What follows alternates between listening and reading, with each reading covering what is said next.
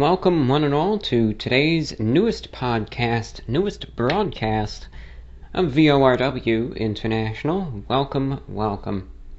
Yeah, I know, no big fancy intro on the souped up, super setup, and then going into we're just going in hard and fast, I guess, and we're just doing it.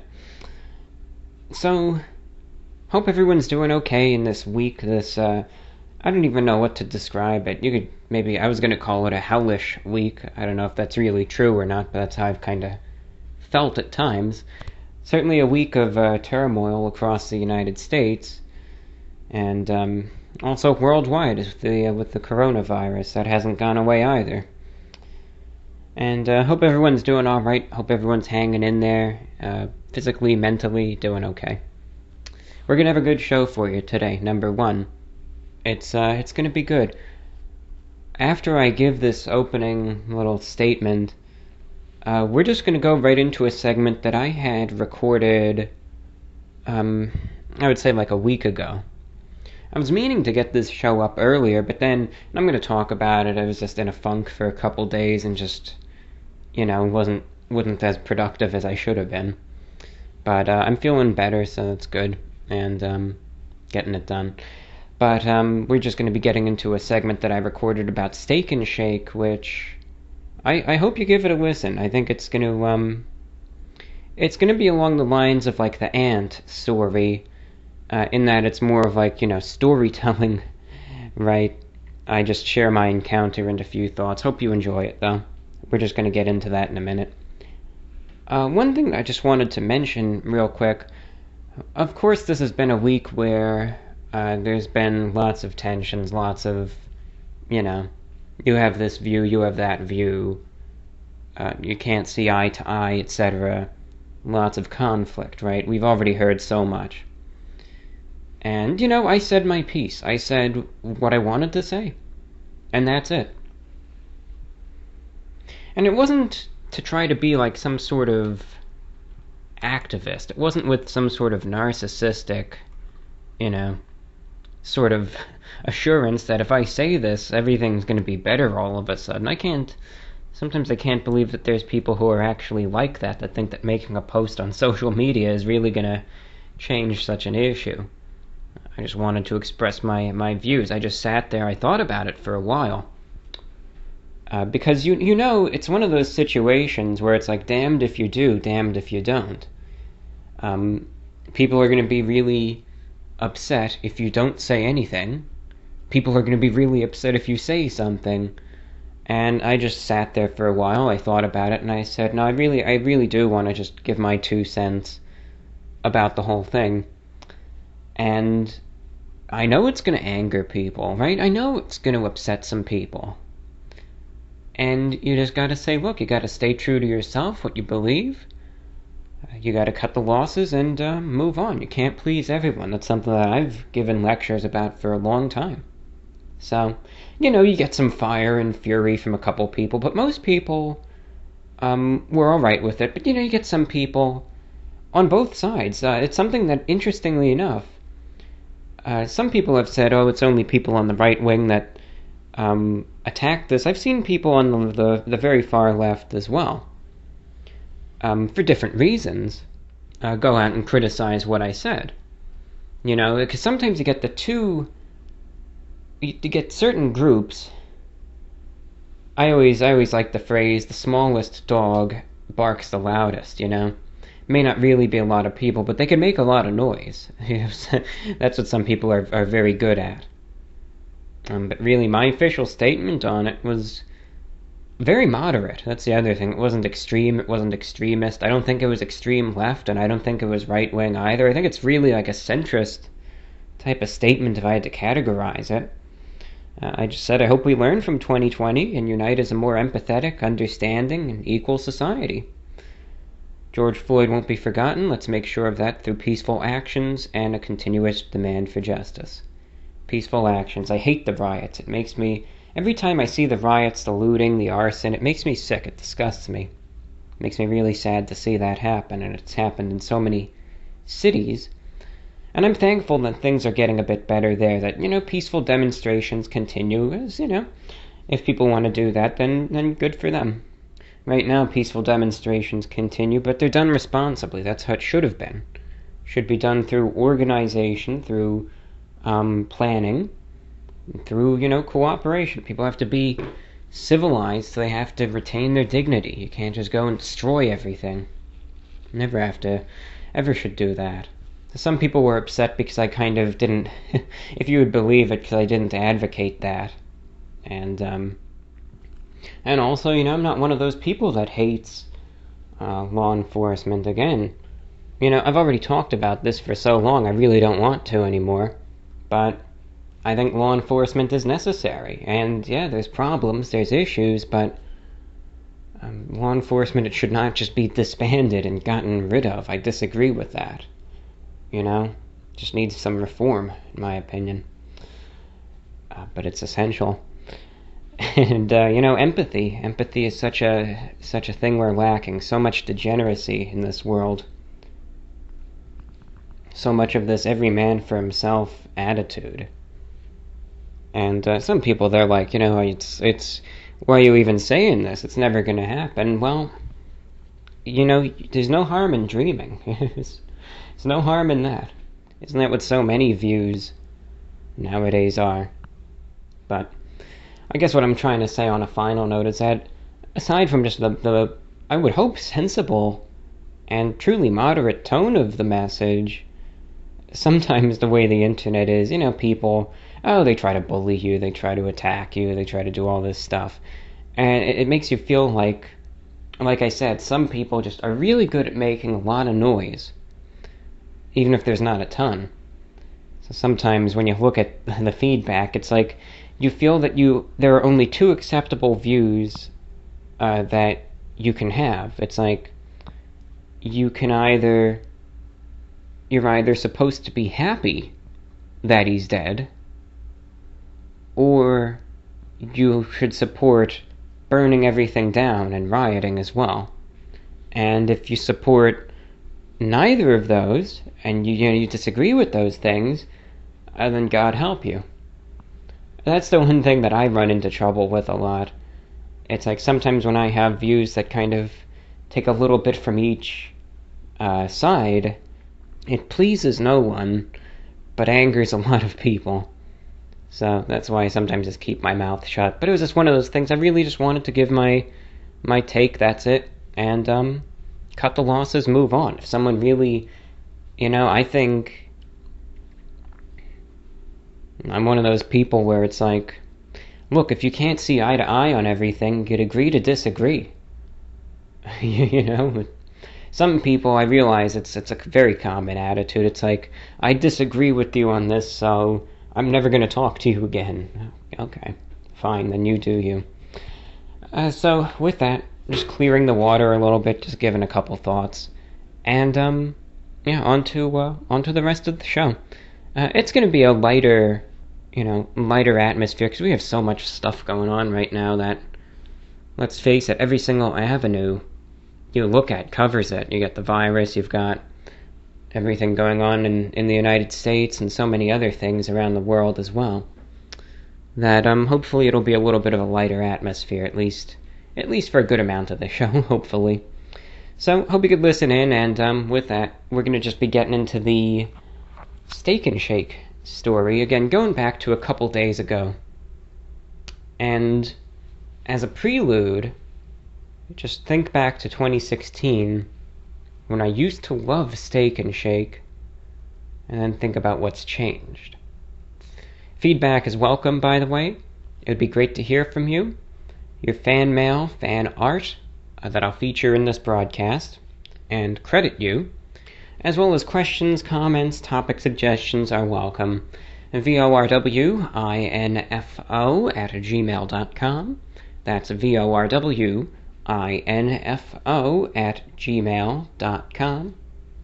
The more correspondence, the merrier, so don't hesitate to drop a line, and as you'll see later in the show, I will be responding to as much of it as I can. It could be anything. Write anything you want. I don't care. It's a blank slate. The email is a blank slate, so type away anything you want. Anything going on in the world, in the news, any questions, you name it. Like I said, anything. Whatever you want to do. VORWINFO@gmail.com. And on a final note, broadcast is listener supported. Nothing really gets monetized anymore. And again, the fate of this YouTube channel is still up in the air. No more strikes yet. But, who knows? I should really bite my tongue. But if you do want to support the broadcast, just listen in. If you like what you hear, you want to hear more of it, consider supporting the show with a donation of any size and shape to PayPal at VORWINFO@gmail.com or via Patreon at patreon.com/TheReportOfTheWeek. So just consider it. Look, every bit helps, even if it's $5, $10, $20, anything. It adds up, and it really does an awful lot of good. Alright, with that, the intro is done. Good news. And into the good stuff at that. This is VORW. Well, welcome, ladies and gentlemen, everyone listening to the new show. Starting this one off is... it's a discussion that I don't think I've done in a while, at the very least, but it's fresh in my mind, so that's just why I wanted to start the show off right away with it. Right away. And maybe you can consider this a continuation of a topic that I had brought up originally, oh gosh, I would say years ago. A number of years ago, as a matter of fact. And according to my recollection, and just from what I've just searched around, I haven't talked about it in this capacity in very likely 3 years. Probably 3 years is what I would say. Now, maybe I've talked about it since then for, who knows, maybe a couple minutes here, a couple minutes there, but I don't remember really going on about this since then. And I figure even if I did, I don't think it's at that point where it would be of any severe detriment, that I talk about it again. I don't think it's going to be like, oh my god, he's talking about it again, why? Why, Reviewbrah, why? Don't do it. I never want to hear another word from you about this subject, ever. I don't think it's at that point. I just don't think it's ever been at that point, truth be told. But let's give a little bit of an introduction. When it comes down to, fast food, or at least mainstream, big chain restaurants, right? You have different types. You have some that are, with an extreme emphasis on carry-out only.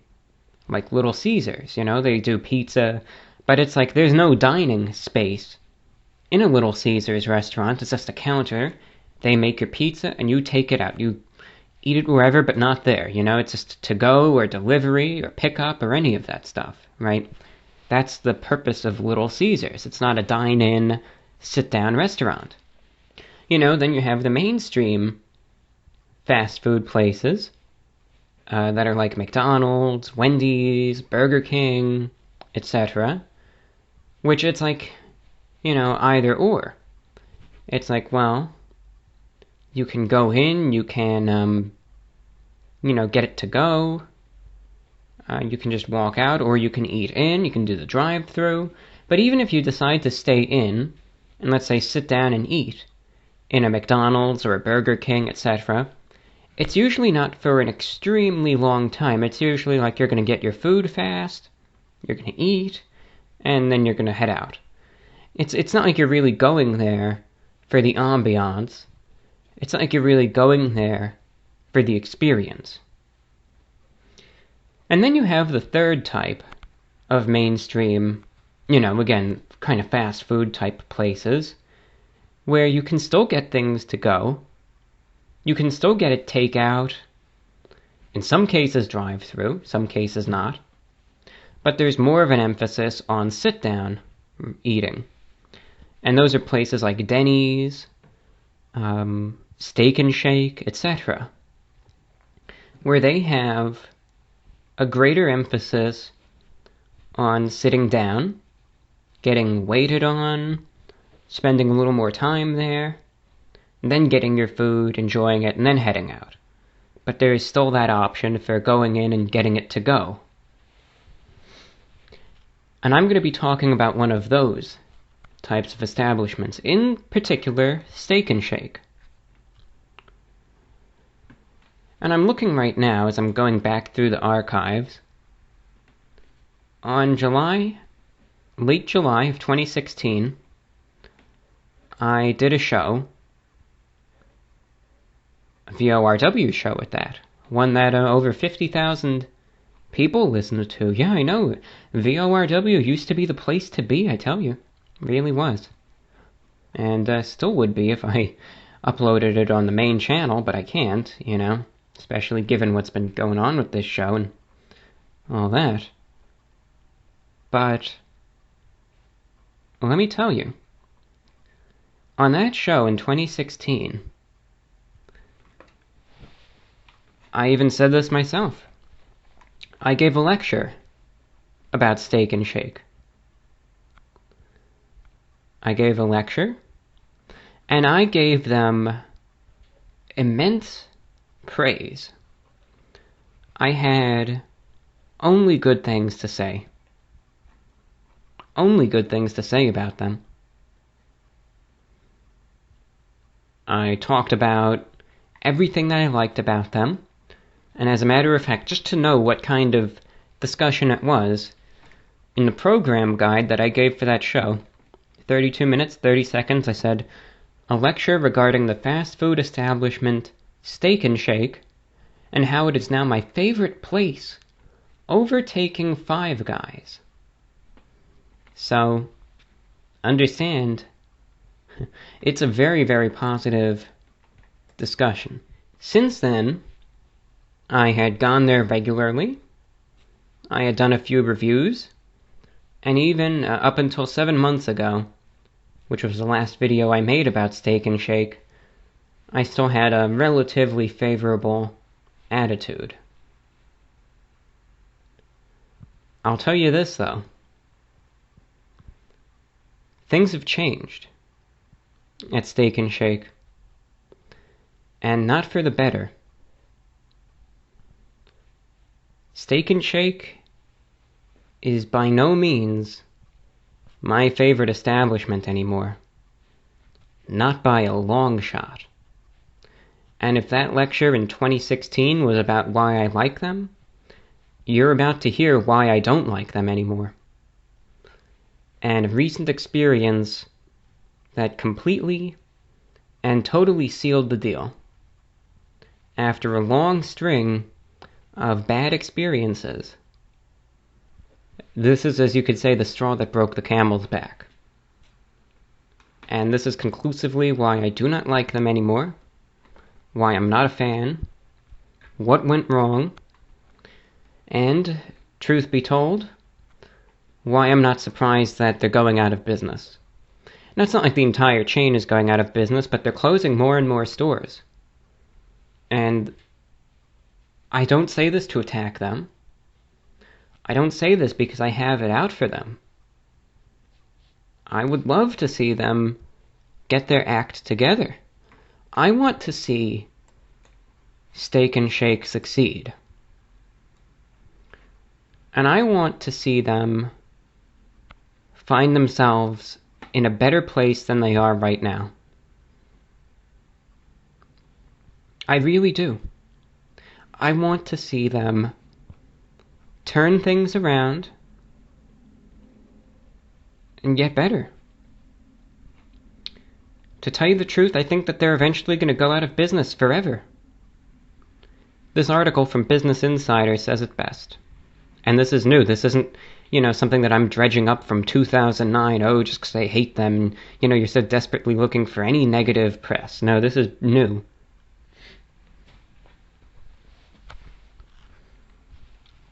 It's from May 12th, 2020. Steak and Shake permanently closes 51 restaurants, continuing the chain's dangerous downward spiral toward bankruptcy. And it's true. Look, they're going downhill fast. I want to see them keep their head above water and turn it around, but I don't think that they will. There's a good chance that these are their final days. Right here in the Business Insider article, the hamburger chain's net sales for the first quarter of 2020 were down 60.9 million compared to the first quarter of 2019, a 36.8% year-over-year decrease. If you want to read the whole article, you can go ahead. It's at Business Insider, again titled Steak and Shake Permanently Closes 51 Restaurants, continuing the chain's dangerous downward spiral toward bankruptcy. And it's written by Irene Jiang. It's Jiang. I apologize for obviously butchering that pronunciation. But let me talk about my experience, not just about what one article says or what another says or what someone from a business viewpoint says. You can look at the statistics, you can look at the numbers, you can see that it was, 36% decrease year over year. And you can see these numbers. I want to tell you right now, from a consumer and from someone who used to be a rabid fan of theirs, yes, I would go as far as to say that they were my favorite place. Of all the things that I've eaten, they were my favorite. And I want to tell you right now firsthand why I am now contributing to that percentage in lost sales. Why I don't go there as much anymore. And why, after what happened the other day, I really have no motivation to go back there. I'll just tell you my experience and what's changed. So as a little bit of an introduction, let me give you a rundown as to, first, how I came to discover Steak and Shake, what they are, for our listeners who may not have any nearby, and how I came to like them, first and foremost. So Steak and Shake is a hamburger restaurant. The name is a little confusing because you hear steak and shake. So, initially you would see that and you'd think, steak? Are they like a steakhouse? Do they sell filet mignon? Do they sell filet mignon and ribeye and the dreadful New York strip steak? I'm never a fan of that cut. What do they do? No, they serve burgers, hamburgers, no steaks. See, they call it that because they call them a steak burger, right? They claim that they use higher quality beef, higher quality ingredients, resulting in almost like a steak-like cut of meat. And, obviously it's implying that you're getting higher quality burgers from this establishment, and they also sell milkshakes. That's why they call it Steak and Shake. A steak, aka your burger, and shake, your milkshake. And again, they reference all of their burgers as steak burgers. Not that it's really comparable to a steak in any way, shape, or form, that's just what they call it. I first had Steak and Shake back in 2015. First time I ever had it. And right then and there, I was instantly hooked. Right away I was. I had Steak and Shake in the Orlando area a few times, and I really liked it. I liked that they had this retro feel to them. That they were like an old school diner that was still maintaining the standards that seemed to have been disappearing in the food industry, especially the fast food industry. One where I felt and still feel that customer service is in such free fall, such heavy decline, and that the quality of the food is in decline as well. And I liked that Steak and Shake seemed to be an establishment that functioned with dignity, but served a quality product at a good price as well. So, right then and there, I remember at this one I went to, you can go drive-through, and they served you quickly. When you were there at the drive-thru, you can get it to go very quickly, but they got your order right. They gave you a good product and did so in a timely manner. And I remember all the staff were they were, I just liked the appearance too. Not that that really had too much to do with it, but they all had their white dress shirts and bow ties, and they still had nice black pants, and they all just looked the part, they all just looked good. They did a good job. So in 2015, that's when I first had them, but it was only a few times, because again, there weren't any that were really accessible in the New York area. Alright, fast forward to 2016. They had started expanding a little bit into the Carolinas, into Virginia, into Appalachia a little bit, and that's when I had my next opportunity to try them. A new one had opened up in 2016, and it was in a very convenient location. I was able to visit it frequently. And this one was a little longer in terms of how long it took to get the food. But the food quality was still extremely good. I mean, it was delicious. The burgers were juicy, they were succulent, they were just very tasty. The ingredients were fresh, it wasn't a sloppy mess, it was easy to eat, tasted really good.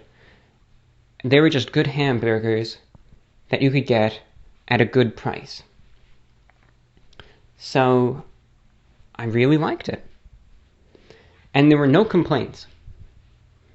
I could get, I recall, a triple hamburger, a burger with 3 patties, bacon, lettuce, tomato, ketchup, some fries, and a drink for, I think, like, under $10. I mean, a very good deal for a very tasty, high-quality meal at that. The burger was great. The fries were pretty good, too. You can get it with this Cajun seasoning on it. The fries, were very small, but that seasoning gave it an extra boost, an extra kick. And the drink was great, too, because I'd always get a vanilla Coke, and they would get the Coca-Cola, and they would actually put, the syrup, the actual vanilla syrup in it, and stir it right there on the spot. So it's not just like the synthetic stuff that has already been like that. I mean, they just added the vanilla syrup right there, so it was just very, very fresh. Same thing with the cherry Coke. They would do the exact same thing, put the cherry syrup in right there. And it just tasted really good. It was just a really good meal and a really good experience.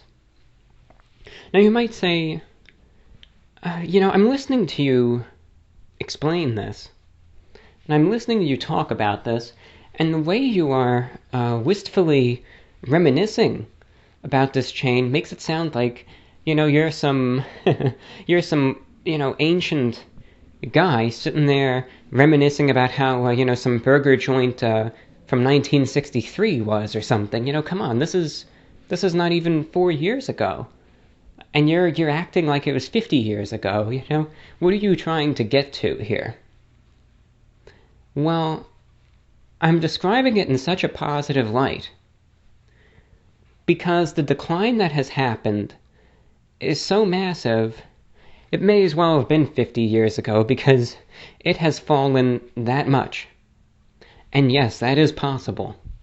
100% possible, because I've seen it happen right before my very eyes, and I can prove that it's not just one restaurant that's going downhill either. They all are. Every last one of them. And that's the absurd thing about it. It is absurd in a bad way. It's absurd that a place can fall from grace so hard and so fast, and it is absolutely astounding. Astoundingly terrible. That's why I'm not sitting here painting an incorrect picture of it. That's how it literally was. And I am just beyond blown away that it has gone the way that it has. in the span that it has likewise. So that's why, that's your introduction right there. I would very likely say that personally, just for me, not overall, just for me, from my experience, their peak was in 2016. Around the time where I probably got publicly at the microphone and to, tens of thousands of listeners, openly said, this is my new favorite restaurant. That it is better than my established favorite, Five Guys, and that Steak and Shake is my favorite. After that point, it started going downhill. Now, as many things do, it's very gradual at first. Think of it as the snowball effect. You start rolling that snowball down the hill, and it starts off very small, very tiny, but it starts building and building. But then it starts getting bigger, and it gains momentum, and it gets bigger and bigger, and it starts collecting more and more, and going and until it just gets to that point, right, where from a little snowball, now it's this huge, boulder-sized, this going down. You can't even stop it, even if you wanted to, right? It was not really giving me any issues for the remainder of 2016. Sure, he would have an issue here and there with maybe at one point, they would get your order wrong or something, but that's excusable. Stuff like that happens at other places all the time. Just because a place doesn't put bacon on your burger that you wanted bacon on, doesn't make them any sort of terrible restaurant, right? And even in 2017, I would go there regularly. Eventually, I, started going to the ones in Florida, and I would go to a variety of different Steak and Shakes across the state. So it wasn't... The reason why I'm telling you this is because I don't want you to think that I only went to one single Steak and Shake, and that is all I am basing this lecture off of, because that's not the case.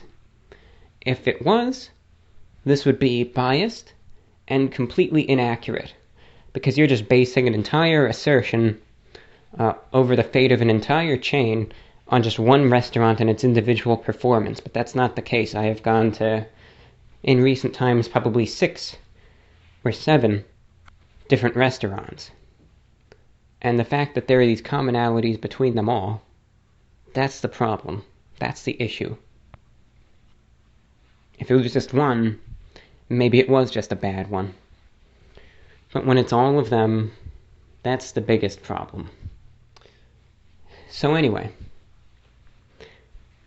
over the years they started having more inconsistencies. I started noticing that the order started getting messed up more and more frequently. This was probably by 2018 now. That now it started getting to the point where more often than not, you would get your order, you would have to check it, and you would find some sort of issue with it. I mean, a big issue, right then and there.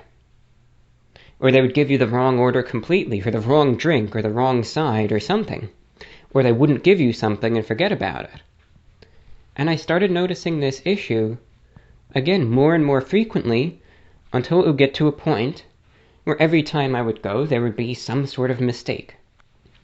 Then, probably by late 2018, I noticed that the quality of the food started going down, and the prices started going up, and that the drink just wasn't as good as it used to be, that the syrup that they put in, the amount would get smaller and smaller, that the fries just would always be cold, that the burger patties would just be a lot smaller, that there would be less and less bacon.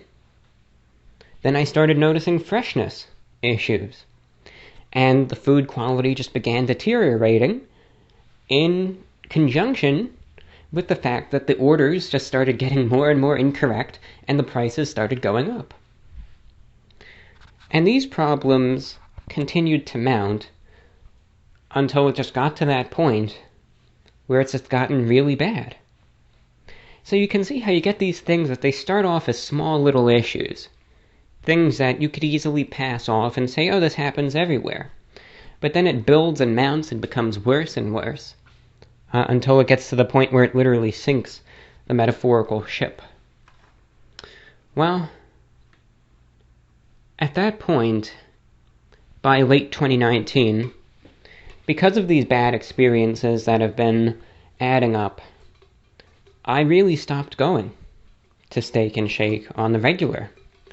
The video about Steak and Shake I made 7 months ago was kind of the last time I was ever trying to be optimistic about them.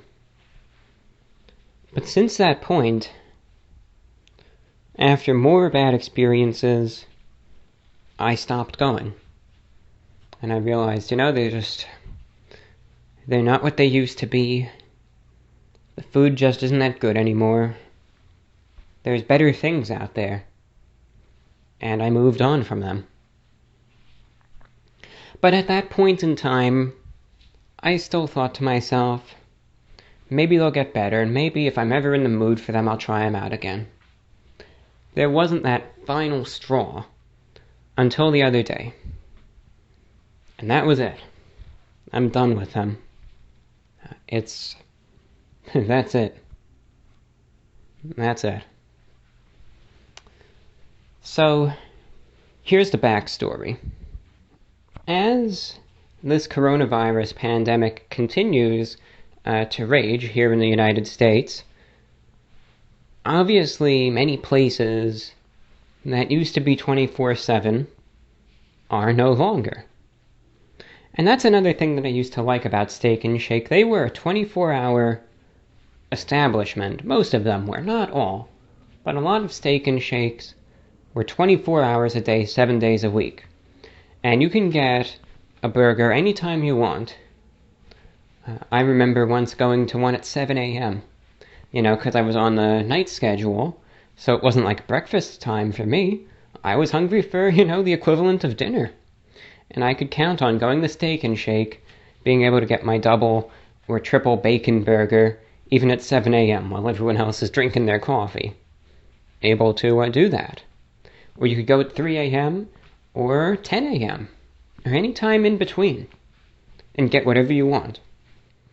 Like I've been saying, the impacts of COVID-19 have been felt far and wide. And of course, this has impacted the restaurant industry, like we talked about in the last show. And obviously, service hours have been reduced. Some places aren't even open yet. They don't even feel comfortable opening. Or some places just don't have the resources to open anymore. Or some establishments that used to be 24/7 aren't. One case in point that I've seen personally is Denny's. Denny's used to be 24/7, and now at least the ones that I have visited aren't anymore. McDonald's is still going, but they're on a much more limited menu. And the list goes on and on. So a couple nights ago, we're going to get some Taco Bell, because they usually have a late schedule. They're usually open until, some cases, 2 a.m. Sometimes they're even 24/7. But all of the ones that I looked at were closed due to the pandemic. And we're not open at night. And even checking out a few, they were all dark, no one was there. Obviously not in business at this current time. I was hungry and I had a snack from McDonald's the other day, so I wasn't really feeling like going there. When I was looking around online for any places that were still open, and I saw Steak and Shake, still open 24/7. And I had thought about them. I had thought about the fairly recent experiences with them, the issues, but I thought, you know what? They're 24/7. They're one of the last places that is. Let's give Steak and Shake a shot. Let's do it. Let's revisit them for old time's sake. Maybe they'll be good. I was, thinking about the burgers I used to get from there and the drink and all that good stuff, and I was thinking, yeah, Let's give it a shot. Let's give it a try. So, it's around, I'd say 12:45 a.m. Get over to the Steak and Shake. And here's the other thing. This is what really twisted the knife. Just for that extra cherry on top. That this experience occurred at the very same Steak and Shake that 5 years previous had been the very first one that I had ever gone to. The one that started it all. The one that gave that outstanding impression to begin with. The very same one. Which is just, that's just the cherry on top. That's not even what did it. It's just one of those in addition to everything else. But got there around 12:45 and saw that there was another car, in front at the drive-thru. So there were obviously people still getting served. Saw the guy there ordering a bit. Had like 4 people in the car, so was, getting a burger for each of them, and they were getting their food. They place the order, they pull ahead up to the takeout window, and now it's time to place my order.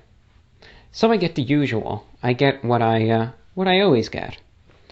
I used to get the triple burger, but now I get the double because my appetite just isn't. I don't need that much food anymore, so I don't need a triple burger. I just need the double one. So I got my double steak burger with bacon, lettuce, tomato, and ketchup. Now I think that's a pretty simple burger. Alright, 2 patties, bacon, lettuce, tomato, and ketchup. That's all you need. No big deal. I don't think that's a complicated order.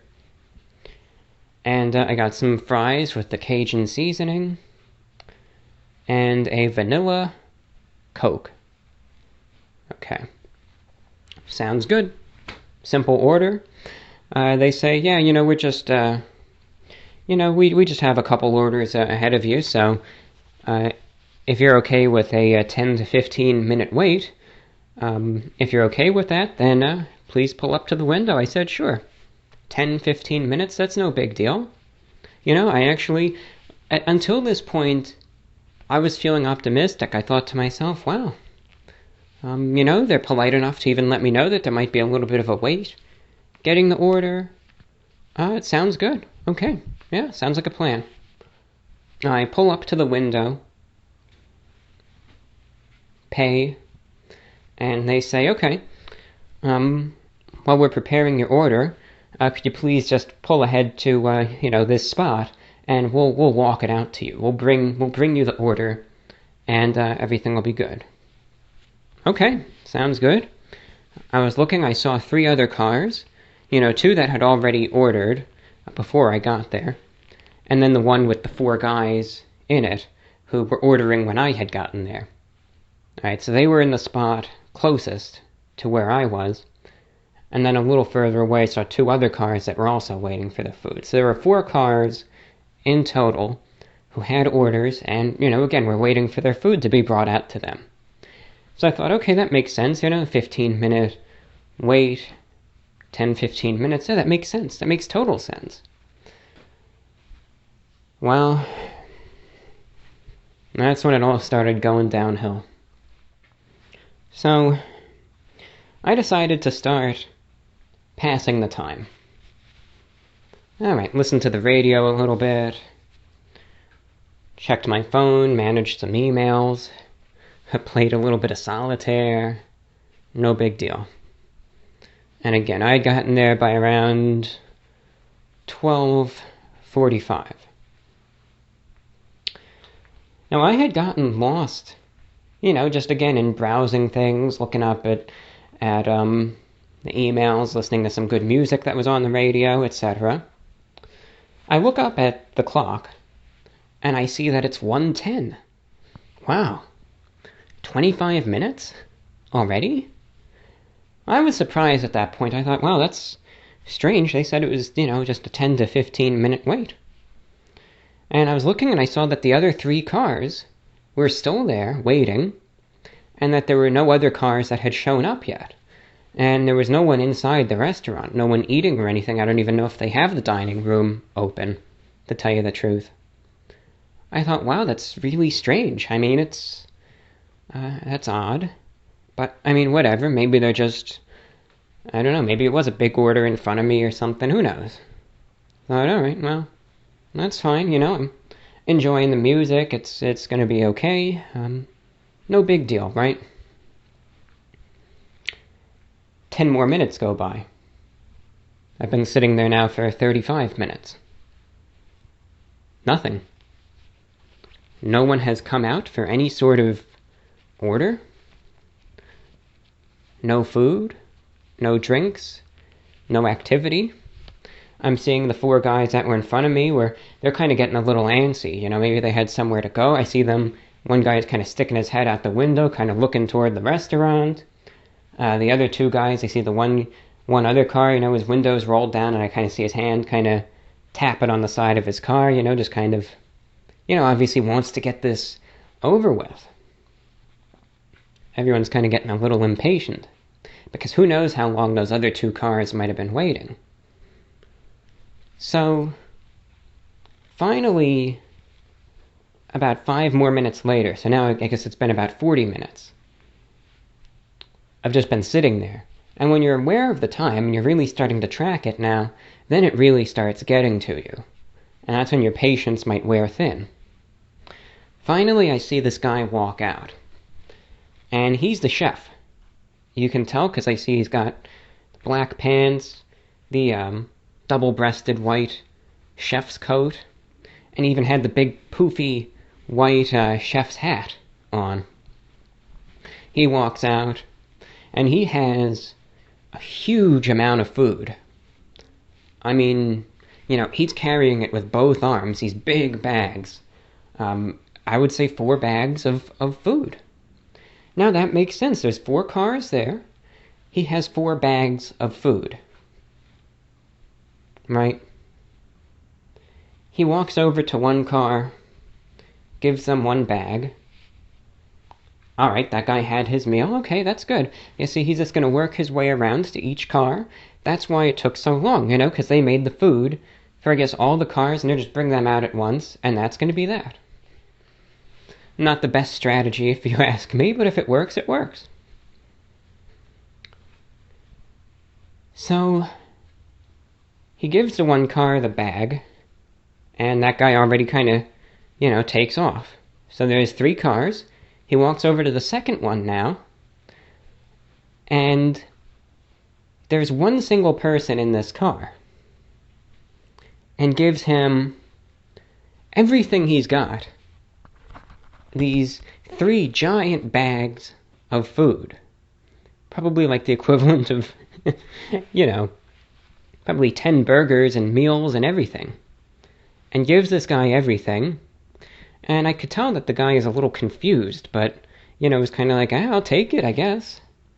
So the guy gives him this immense quantity of food, and then he leaves. And he goes back into the restaurant. So the guy who got all this food is just kind of confused a little bit, but the guy who gave it to him just told him to have it. So, takes all the food and heads out. So, now it's just me and the one car that ordered ahead with the 4 guys in it. There's no one behind us, no one else ordering, no one going into the place, and that's it. 5 more minutes goes by. 45 minutes. No further activity. Well, we're thinking, alright, well, maybe that guy just ordered a ton of food. I mean, who knows? Maybe he was, you know, feeding his family or something. Or maybe he's like a competitive eater or something. Who knows? Obviously, you know, they're going to come out at some point. I mean, we're the only customers. Just these 2 cars. So obviously they're making them right now, and that's going to be it, right? Then I see, as I'm kind of thinking this, the same guy, you know, in the chef's hat and everything, riding past on his bike, out into the street and off into the darkness, out into the night. Away he goes. He's done. He's off. He's gone. He's going home. That's it. Now, he is gone. Now we're thinking, well, that's really weird. I mean, the guy who's supposed to be making this is just gone like that? What's going on? 5 more minutes passes, nothing. No cars, no customers, no staff, no activity, nothing.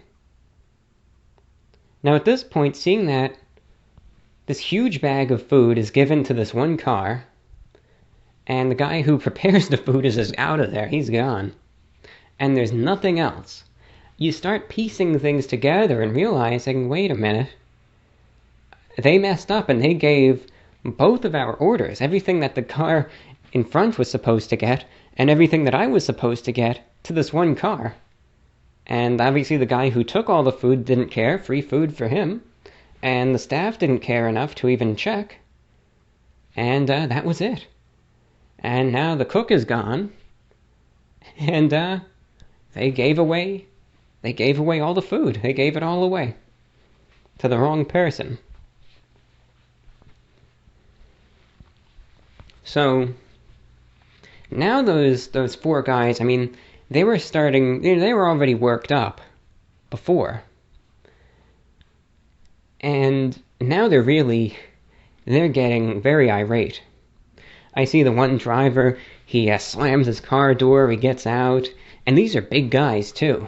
I mean, I'm not saying like they're little, like they're my size or anything. No, I mean, these are big guys. And they're not the type that's going to take this crap. So the one guy is slamming his door, he's walking around, another guy gets out too. They're very annoyed. You can just tell by their body language. And they say, they're going to go in. They're going to go in and see what's going on. These 2 guys walk in to the restaurant. And next thing you know, they come out just in this fury. And one guy puts his hands up in there, he says, "They gave away our food." He's angry. So for those of you who thought maybe you're just jumping the conclusions, no, I mean, they literally gave it all away. And they're talking for a bit. 2 guys go back in, and then after about a minute, they walk back out, slam their door shut, and they just take off. I guess they're so done with it. I hope they got a refund, but they're just through with it. So now it's just me. And I think, well, boy, yeah, this is certainly going to end well. So much for Steak and Shake getting any better. I finally take a look in, and there's just 2 employees in there who aren't making anything. No food is being prepared. There's none out. Nothing's being done. And they were just completely fine with giving it away. And that's it. So I go in, mention the issue.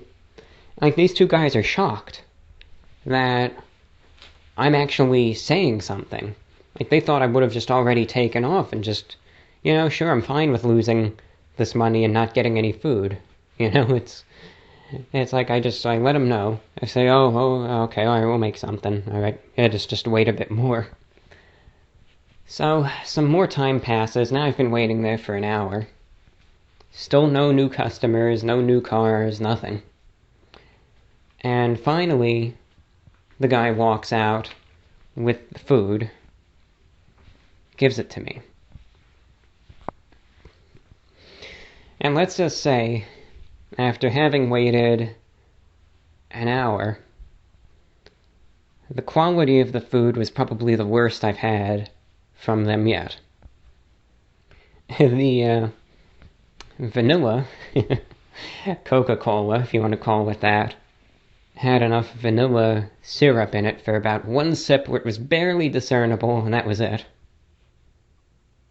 The Cajun fries had no Cajun seasoning on them whatsoever, and my double burger with bacon, lettuce, tomato, and ketchup had no bacon, no tomato,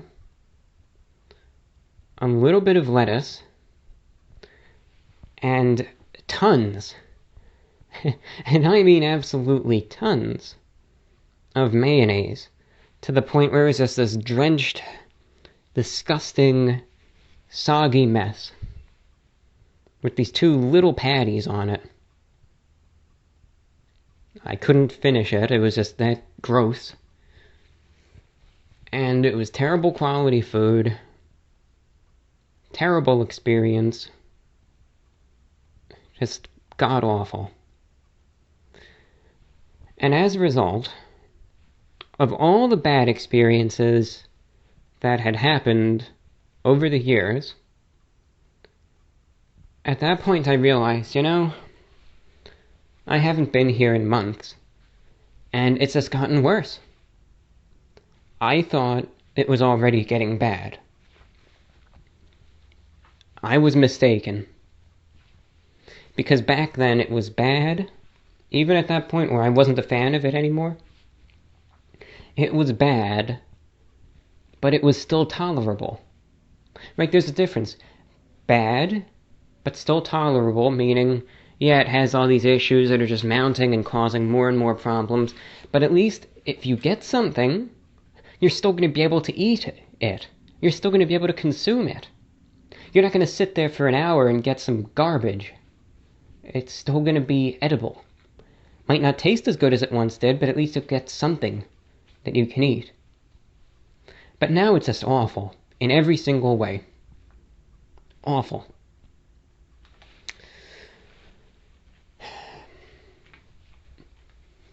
And I've looked up reviews. I've looked up reviews recently of more Steak and Shakes.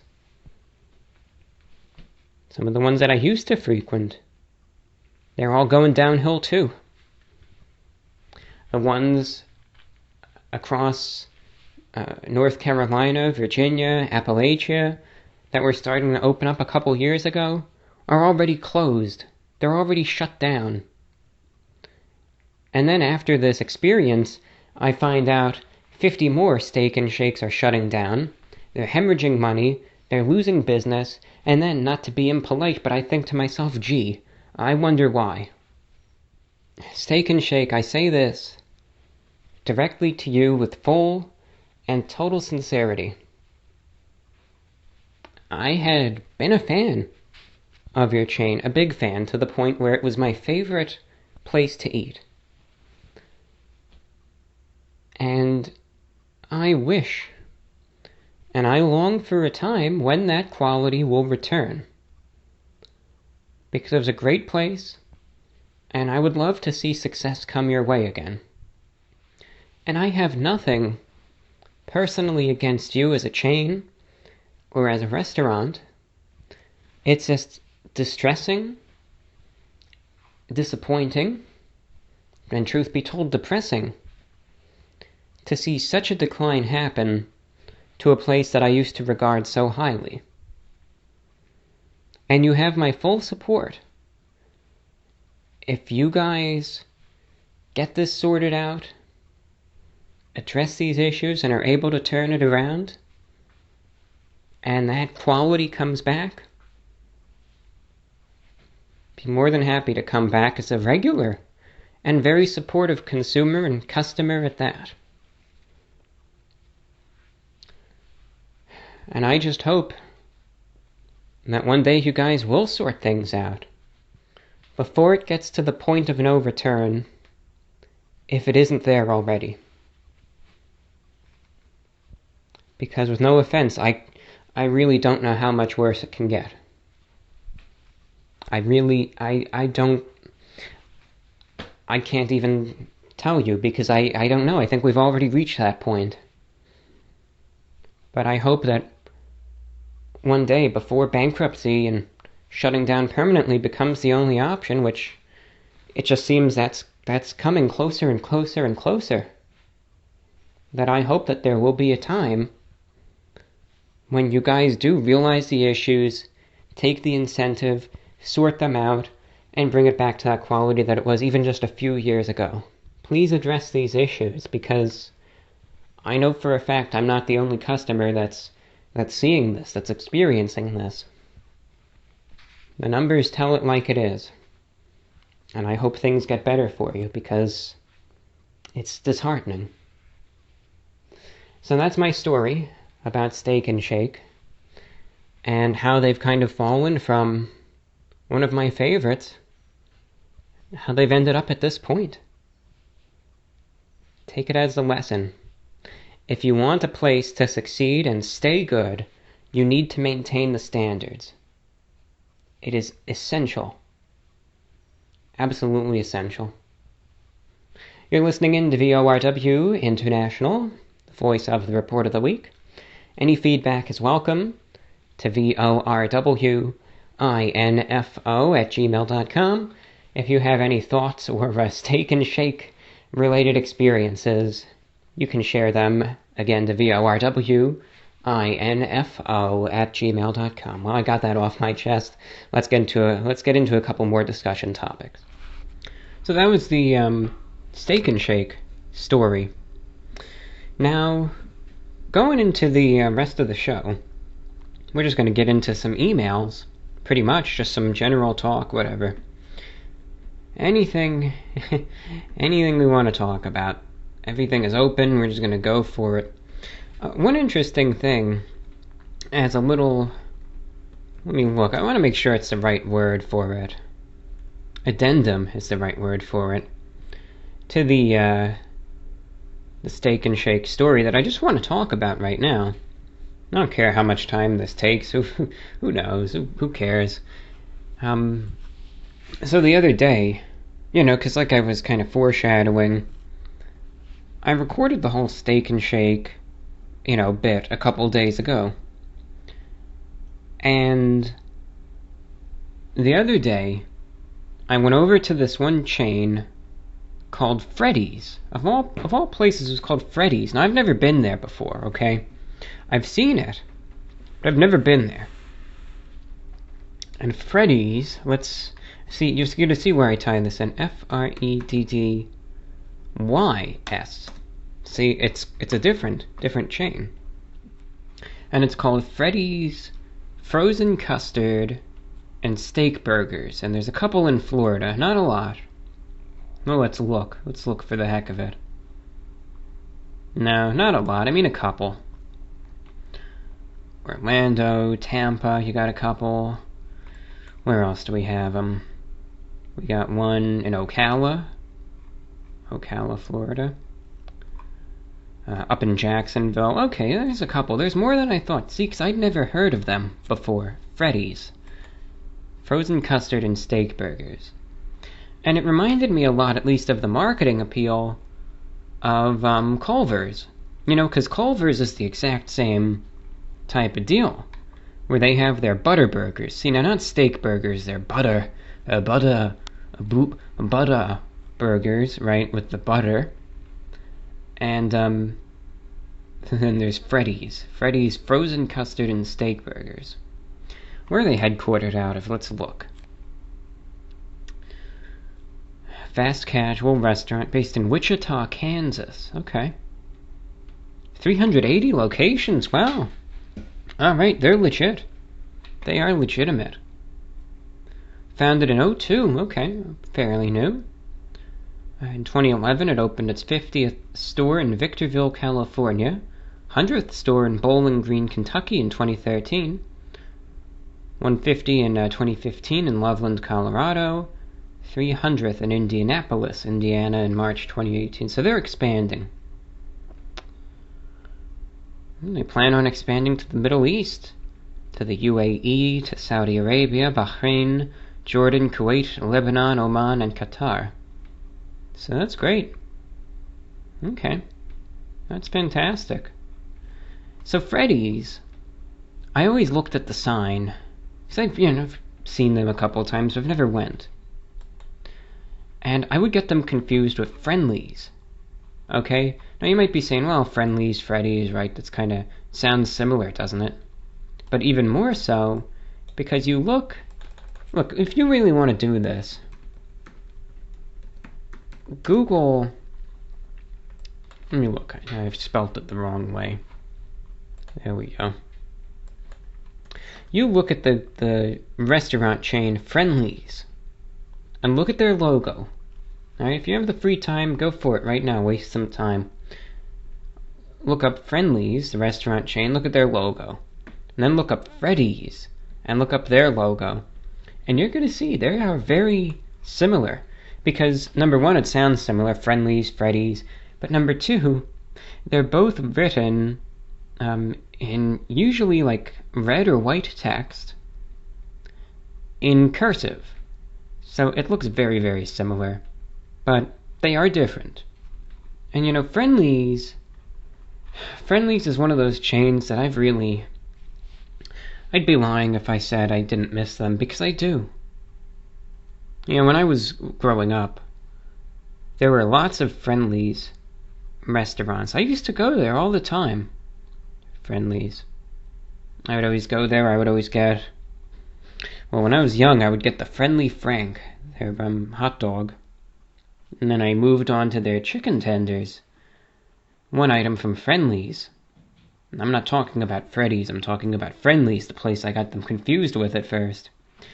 I would always go there, and I always really liked their Kickin' Buffalo Chicken sandwich. And then they got rid of it. You know, they got rid of it. So, then I moved to the Kickin' Buffalo Chicken tenders. And I mean, it's good. It's just, you know, your chicken tenders, your buffalo chicken tenders, but they were good. And, you know, Friendly's was really going through some tough times. I mean, I'm looking right now from Forbes. I filed for bankruptcy back in 2011, but I mean, they're still going. You know, people know them for their ice cream, but I don't really, look, I'm not going to take shots at them. I don't really care about their ice cream. I was there for the food. But it's just a shame. You know, they've really gone downhill. Now, not in terms of their food quality or service quality, but just economically. I don't know, it's just gone downhill for them. And that's just a sad case of a successful place, at least in terms of their product, that I really liked, just going downhill. You know, they were mostly based in New England. And, I mean, I remember from my area in New York, when I was young, I could easily get to 7 Friendly's. You know, at any given time, there were at least 7 that I could go to, within reasonable distance. Now, I think there's only 1, and that's it. 6 of them have closed. And it's a shame. They're a good restaurant. I hope that one stays open for a very long time, because they are good. There's like 1 or 2 Friendly's restaurants here in Florida, but I just haven't, you know, the reviews are a little iffy. It looks like there's 2. I think there's 1 in Orlando and 1 somewhere on the East Coast. But the reviews are mixed, but maybe I'll give it a shot one day. I don't know. But, you know, when I first saw the place Freddy's, I was a little, I thought it was Friendly's. I thought, well, I never knew there was a Friendly's here. And then I look, I saw, no, Freddy's. Oh, it's a different place, you know, that's why I got a little sidetracked. But Freddy's is not trying to compete with Friendly's in any way, shape, or form. It's 2 totally different things. If there's a place they're trying to compete with, it's Culver's, very, very easily. Because Culver's does the butter burgers and frozen custard. Freddy's does burgers, those steak burgers, and frozen custard. It's like they're trying to compete a little bit with Steak and Shake and a little bit with Culver's. Anyway, I finally bit the bullet, and I tried out Freddy's.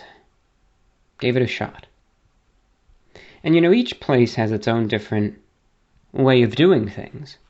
See, that's the thing you gotta realize, that these places, They all do a burger differently, okay?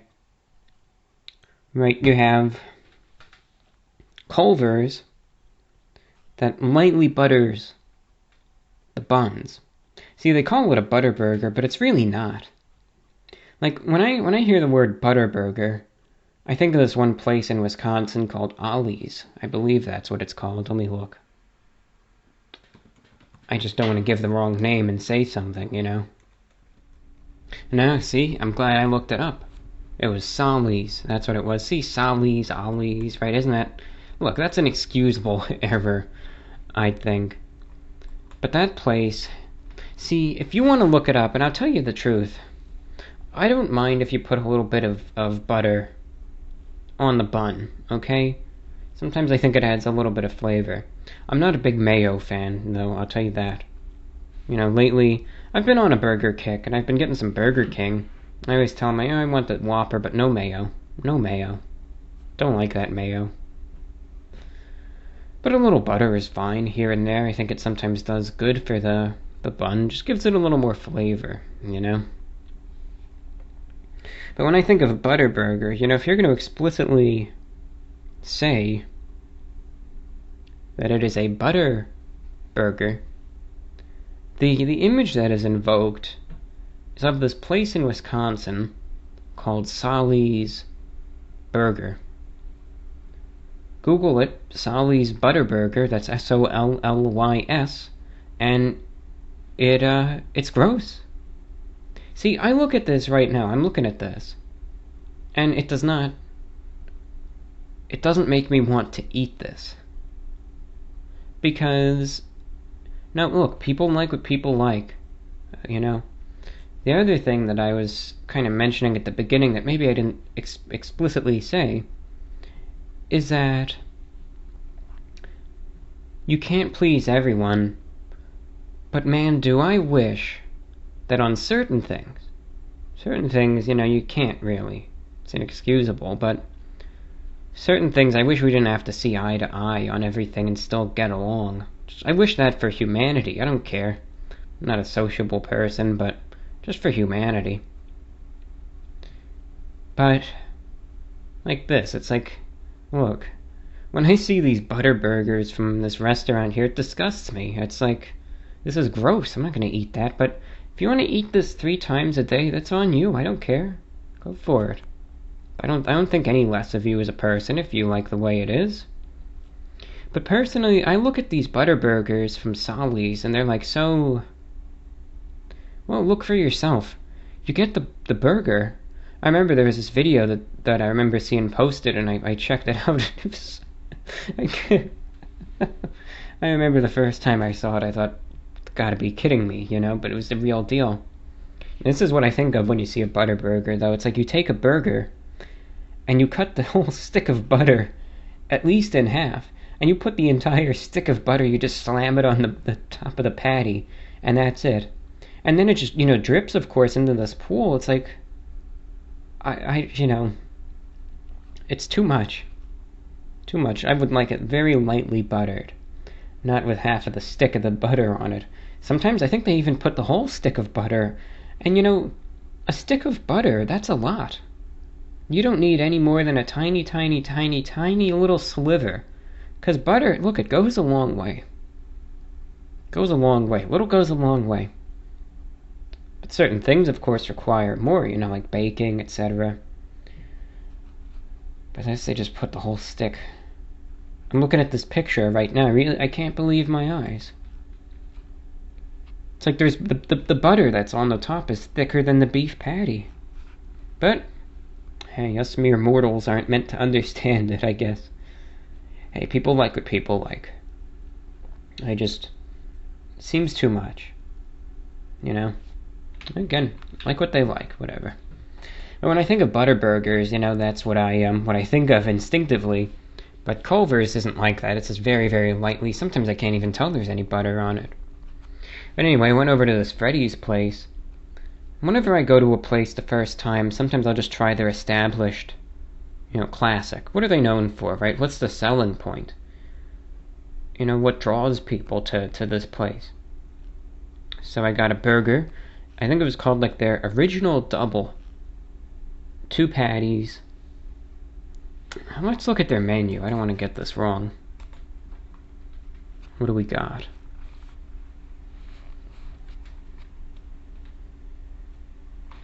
Oh, here's their map of locations. Okay. Locations across the Deep South, the West, the Midwest. The states that there are no locations. Alright, this makes sense when I never heard of them. Nothing in New England. Nothing in New York, New Jersey, Delaware, Maryland, West Virginia. No locations in Wisconsin. See, they're not messing around with Culver's territory. Nothing in the Dakotas, nothing in Washington or Oregon, nothing in Alaska, and nothing in Hawaii. But every other state apparently has a Freddy's. But anyway, it's not like this is the best place ever. It's just talk, I'm just shooting the breeze. Alright, what was that? Original double, that was the one. 2 steak burger patties, cheese, mustard, onion, and pickle on a toasted bun. So see, they do the mustard. Mustard, pickles, and onions. Gotta say, I was a fan of it. Usually I'm like a ketchup type of guy with the burgers. But went with the mustard. It was good. A little tang that it gives. It's pretty solid.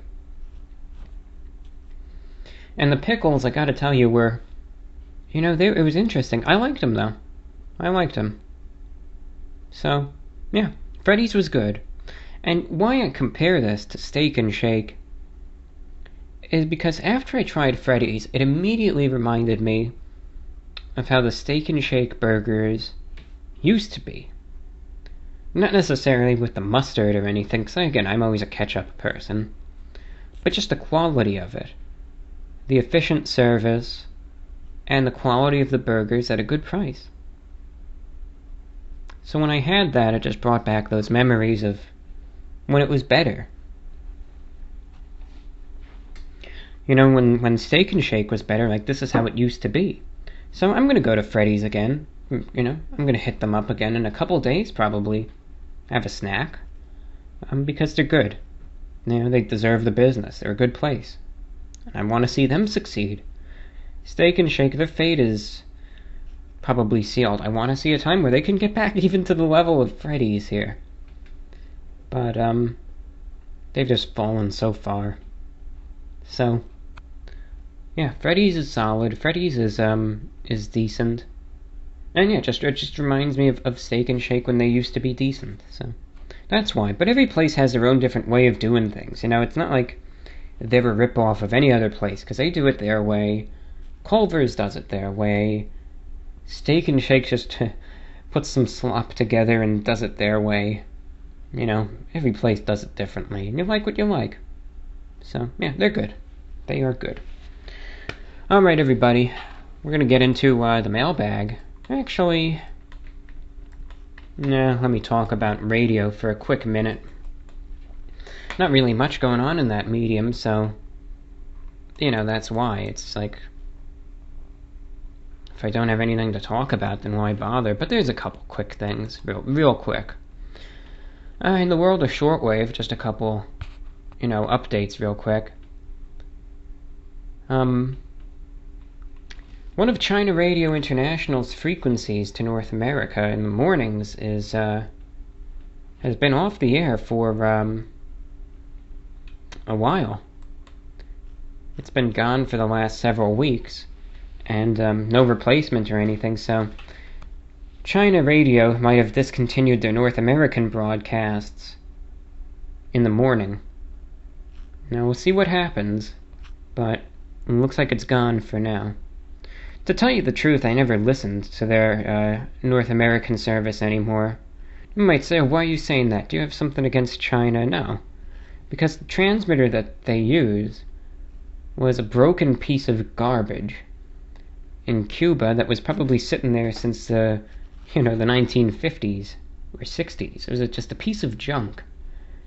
It sounded awful. The sound quality was dreadful. And most of the time it was just... the signal was strong, but the audio was so low and distorted, like, you could listen very, You could be so determined and you still wouldn't be able to understand what they're saying, every couple words, because it's just the audio quality was that bad. Now, China Radio International usually does a good job with their broadcasts, quality-wise. They have more transmitters in China than you could count, because China is one of the last countries that actually cares about shortwave radio. It's used very extensively domestically. There's probably millions of people in the countryside across China that still listen to shortwave like people here listen to AM. So, it's extensively used. And you know that it's listened to also because they make an active effort to jam any Western broadcasters. If no one's listening, are you really going to jam it? Are you really going to expend the massive, massive, massive effort that they could do to jam all of these broadcasts if there's 0 listeners? But they jam the BBC, the VOA, they jam religious broadcasts, they jam political broadcasts, they jam All India Radio. Every Western broadcaster gets jammed. And they have, dozens and probably hundreds of high-power transmitters that are just for jamming. They play this metallic grinding sound over the other frequency so that, people in China, right, they might hear the BBC really weak, but mostly they're just going to hear this metallic grinding sound because the transmitter is just, closer and just more concentrated on domestic mainland China. It's going to jam it out. And sometimes they play other stuff, Chinese music, and sometimes they just relay their national radio over it, so people just hear the Chinese talking over anything else. But anyway, that's domestically.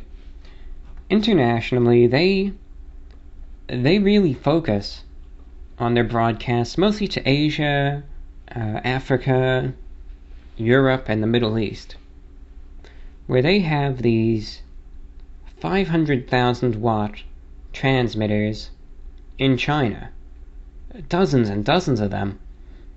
And they broadcast in pretty much any language you could imagine. Anything. You pretty much name it, and, they've got it, practically. That's the thing. People are like, oh, I turn on the radio and all I hear is China Radio International. Well, yeah, that makes sense. Because that's what, that's what you hear. For instance, just going through this schedule, just a couple frequencies. They broadcast in Chinese, Japanese, Filipino, English, Turkish, Serbian, Cantonese, Spanish, Italian, French, Thai, Laotian, Albanian, Russian, Mongolian, Hungarian, Hindi, Persian, Czech, and it just goes on and on. Nepali, Hungarian, Croatian, even Esperanto, if you believe that. They actually do. Urdu, you get what I'm saying. Pretty much any major language, and they have a service for it. It's not really to keep the world informed, it's just a form of soft power. Look that up, diplomacy-wise, soft power. That's what they're doing. That's what CRI is there for. It's for these people, and it might not be a lot, but I suppose it adds up. Because they're on 1,000 frequencies, too. With so much coverage, people are going to hear them. There might be some guy in Nepal tuning around on his radio set, and you might hear some faint signal, from India, can't really pick it up, and he's trying to find broadcasts he can understand. What station does he find blasting in? Crystal clear. China Radio International. And you might think, wow, I live in this area, I can't even hear my own government's radio station. This is the one source of news that I can get from this country that I guess must care enough about me to be willing to provide this. You see, it has an impact that way, and that's who they're trying to reach, largely. Also done, of course, to provide a Chinese government perspective on current events. China Radio covers, again, those parts of the world very, very well. As a matter of fact, they actually renewed their focus to Africa. and they repaired a transmitting station in Mali, refurbished the 2 transmitters, got them back on the air, and now they have, 20 broadcasts from Africa to get better coverage to listeners there. But, listeners in Europe can usually get the signals direct from China. But here in North America, it's a bit tougher. So they had a relay station in Albania that had these pretty powerful transmitters, about 300,000 watts, and they would beam them from Albania over to the United States. So, during the day, you would be able to tune in and you could pick them up in English, Spanish, and Portuguese. They also broadcast Portuguese, I guess down to Brazil, but you could pick it up here also. But then last year, there was an earthquake in Albania that made a little bit of the news, not much, but, it was talked about for like 15 minutes. And their transmitter in Albania got damaged, and it's never been on the air since. I have a feeling that they just scrapped it. I mean, the damage must have been really bad, because if they were willing to trek all the way over to Mali from mainland China and repair these transmitters that really haven't been touched in years, if they were willing to do that, I have a feeling that the one in Albania must have just been damaged beyond repair. It must have just, who knows, maybe the ceiling of the facility caved in during the earthquake and it was just destroyed or something. It has to be. Because it hasn't been on the air since then, and they haven't even tried. So, that broadcast was gone. And that was a shame, because that's the one I would usually listen to, because it was a good transmitter. It had very, very good audio fidelity, very good quality, and a good signal too. Now, they always supplemented that with a transmitter out of Cuba for, I guess, enhanced coverage of North America. But that transmitter, like I said earlier, is just such a piece of garbage. Like, the thing is ancient, it's in terrible shape, and the audio quality is just awful. And it used to broadcast, on a couple frequencies in the evenings and in the mornings for the US. But it's just unlistenable. You can't... It used to be decent a couple years ago, but the thing has just gotten worse and worse, and now I guess it must have broke. So, I doubt they're going to repair that either, so... No real good coverage from China radio anymore here in the US, which is a shame. I didn't always care for everything they had to say, but they had some good programs, and it's, there are times where I would still be able to hear some of their broadcasts, but it's just the frequencies they use direct from China are intended for other parts of the world. So, like, in certain times I might be able to catch a little bit of very, distant reception, but nothing that I could just plop the radio down on the counter and just leave on. It's a shame. So, the one program of theirs that I really miss is actually the one in the mornings that I haven't been able to listen to for a while, because it was on this bad transmitter. It was on 9570 kilohertz, and it was this show, I don't even remember, it was called Chinese Theater. That's what it was. And you might think, like, oh, so was it like a Chinese, opera program? Because such a thing is real. No, not at all. It wasn't even theatrics. It has nothing to do with literature or stage or any of that. It was a radio drama, and it was a very, very vulgar show.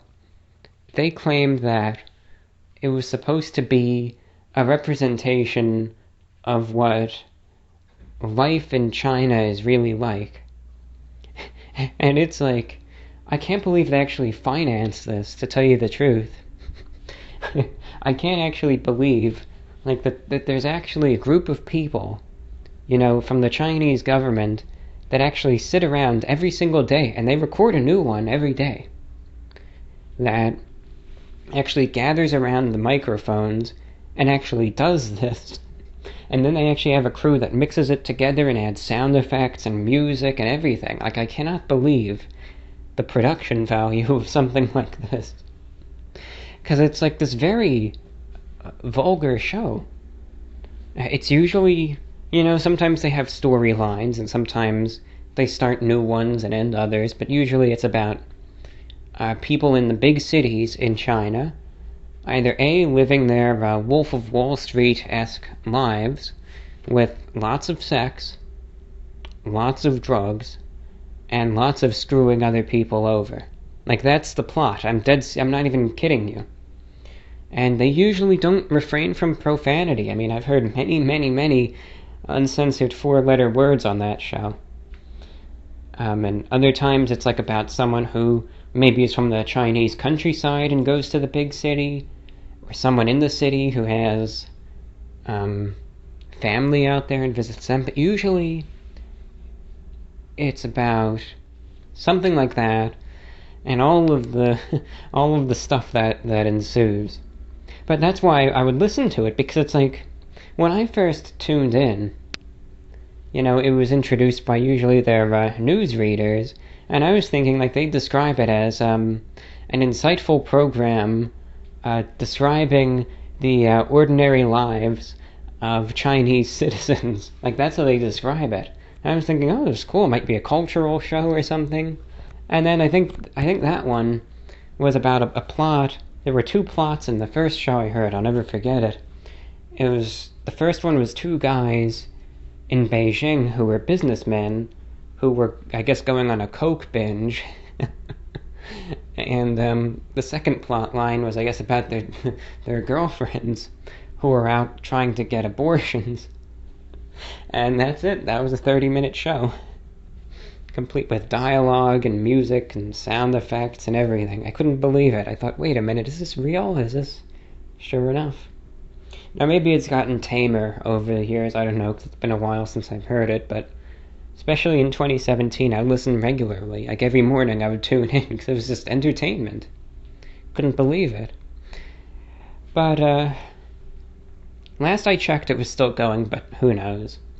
I mean, for all I know, maybe there wasn't really any, oversight from the real tough higher-ups, and maybe it was supposed to be like a cultural show, and instead, the producer was just having fun with it and thought, no one's really paying attention, I'm just going to do what I want with this, and everyone seems fine with it, so, no regrets, but I don't know. So it's a shame, because I'd always come on in the mornings on that frequency over here. I think it was also syndicated on other frequencies, for Africa and Europe and all of that, but those are still going. It's just the one that I could pick up is gone, so hopefully that will return so I can listen to Chinese theater with a good signal. I kind of say that. I hope it comes back, though. I appreciate the perspective, anyway, in their news and all that. Again, don't see eye to eye on everything, but I'm always interested in what China has to say, and I don't think they're the worst enemy ever.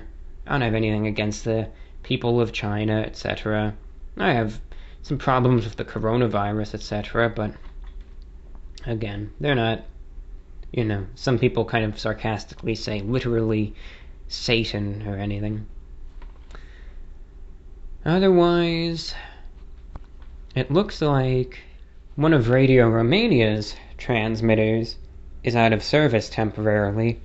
So some of their broadcasts to North Africa, it looks like are going to be impacted, but Radio Romania, they are a good station. And I guess unlike China Radio International, when Radio Romania has an issue, they are always quick to fix it. I mean, they do a good job, and they work to maintain their transmitters, and they do it. So they're going to get to the bottom of that, and they're going to get that transmitter back into service. I know they will, so that's not a cause for concern. Because with some stations, it's like they literally operate until there's a technical issue, and then that's it. They don't have the resources or the finances or whatever to get back on the air, and that's it. They're done. Whereas some stations do. Radio Romania is one of them. They do a good job. They keep their stuff in tip-top shape and keep it going. But like I was reading about one station that I really wish I was able to hear it. It was one station that for years I wanted to catch, but it was never able to propagate over here. It was a low-power religious station, but it was out of Micronesia, which is, island in the Pacific. It's just a very, very rare catch for listeners outside of the Pacific. But, don't you think? A big cyclone came through, damaged their station, and they just never had the finances to get it back on the air on the shortwave. So they went online only. But, there's some good news here and there. Station in Papua New Guinea that's actually owned by a private mining company, I guess for like the remote, workers out in the mines over there in Papua New Guinea, which that country is still dependent on shortwave. They still use it extensively because it's so remote, it's so rural, and the infrastructure still just isn't there. So it's still used widely there. But this one station that's set up, I guess, for like remote miners over there was off the air for a couple years, but someone received confirmation that, I guess, the mining company got a new CEO, and that CEO wants to start that up again, so yeah, they'll be back, which is good. Good to see something new there. And otherwise, Radio Exterior de España has finally resumed its foreign language broadcasts, so now they're broadcasting again in English, French, and Portuguese, because due to the coronavirus lockdowns, they were only syndicating their national radio, but the foreign language services are back, and that's good to see. So listeners in North America tune in to, I guess, 9690 kilohertz, at around, I think, 6 p.m., I think it is, for their English service. And it's pretty good. I always like that, and it's something good to listen to. So that's good. Otherwise, I was able to, number one, thank you so much to everyone who submitted the Russian and Japanese recordings for the one broadcast of mine. I was able to verify reception very weak into some parts of Japan, but the signal's definitely there, and it seems to have fared a little bit better into eastern Russia, and surprisingly enough, it was actually hitting New Zealand and Australia pretty good. So, any listeners out there in Australia, New Zealand, I think I've got some good news for you. I found a frequency in my show that you could finally listen in, and I think you're actually going to get results. I actually think you are. So, listeners in Australia, New Zealand, if you got a radio, you're finally going to be able to get good reception. Let me give you a time right now, a time and frequency. Let me just get it right. Okay. I'm just looking up a converter for the time zones, because again, I don't want to screw this up. That's the last thing I ever want to do. So, okay. For listeners in, let's say, Sydney, Australia, on Australian Eastern Standard Time, you could tune in at 6 p.m. local time every Tuesday. So Tuesday at 6 p.m. Australian Eastern Standard Time, tune in on the frequency of 7730 kilohertz, that's 7.730 megahertz, 7730 kilohertz at 6 p.m. Australian Eastern Standard Time every Tuesday, or on 5850 kilohertz at 6 p.m. So 5850 or 7730, it's two frequencies at once. 6 p.m. in New South Wales. For listeners in Western Australia, that will come down to 4 p.m. Australian Western Standard Time every Tuesday. And for listeners in New Zealand, let's say in Auckland, New Zealand, that would be 8 p.m. every Tuesday, New Zealand Standard Time. So, there you have it. Two frequencies. I was able to verify this. I got positive confirmation, especially 7730. It was coming in really clear. I mean, like totally listenable. Not weak or anything. I mean, it was good signal. In New Zealand, blasting in, and really good into Australia. So, listeners there, two frequencies, it should be great. And even a little further north, 7730 was actually, at least according to the reception maps, getting into Papua New Guinea good, of all places. So, who knows? All I could imagine is someone, in some remote village there fiddling around with a radio and coming across the show there. Who knows? If it's there and listenable, you never know. Someone might stumble upon it one day. Well, that's about it for updates and everything there. And with that, let's get into some emails. Reception feedback for those broadcasts, by the way, is welcome. Let me know how it's coming in. VORWINFO@gmail.com. And otherwise, you got anything to say, go for it. Give it a shot. Give it a go. VORWINFO@gmail.com. That's what the rest of this show is going to be. We're going to get to some emails. VORWINFO@gmail.com. That's the way you can get in touch with the show, get in touch with the broadcast. Share your 2 cents. Go rant if you want. I will listen. I will be open ears. However, have any questions, comments, anything on the more lighthearted side, go for it. It'd be great. Everything going on. And with that, any fan art can be sent to VORWINFO@gmail.com as well, and I'll feature it in the broadcast. So with that, let's get into some of our emails right now. We have lots of correspondence that I want to get to today, so without further ado, let's just get right into it, shall we?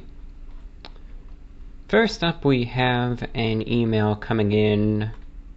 Let's just pick a random one. How about it? Right now I have 50 emails that I want to get to today. So let's just start. You got to start somewhere. Let's start with this one. We have an email coming in from Haley. She says, "Hey John, listening to the podcast on YouTube right now. Thank you for reading the previous email on the air. It made my day when I heard it. I just bought a mug off of your store, and I can't wait until it arrives. So thank you. No, that's a great way to support this, so thank you. Alright, 2 questions. 1. I just got done finishing 2 shows. One from when you lived in New York, and then other from Florida. You talked about the severe weather that happens in both, and I was wondering which kind of severe weather you prefer having to deal with.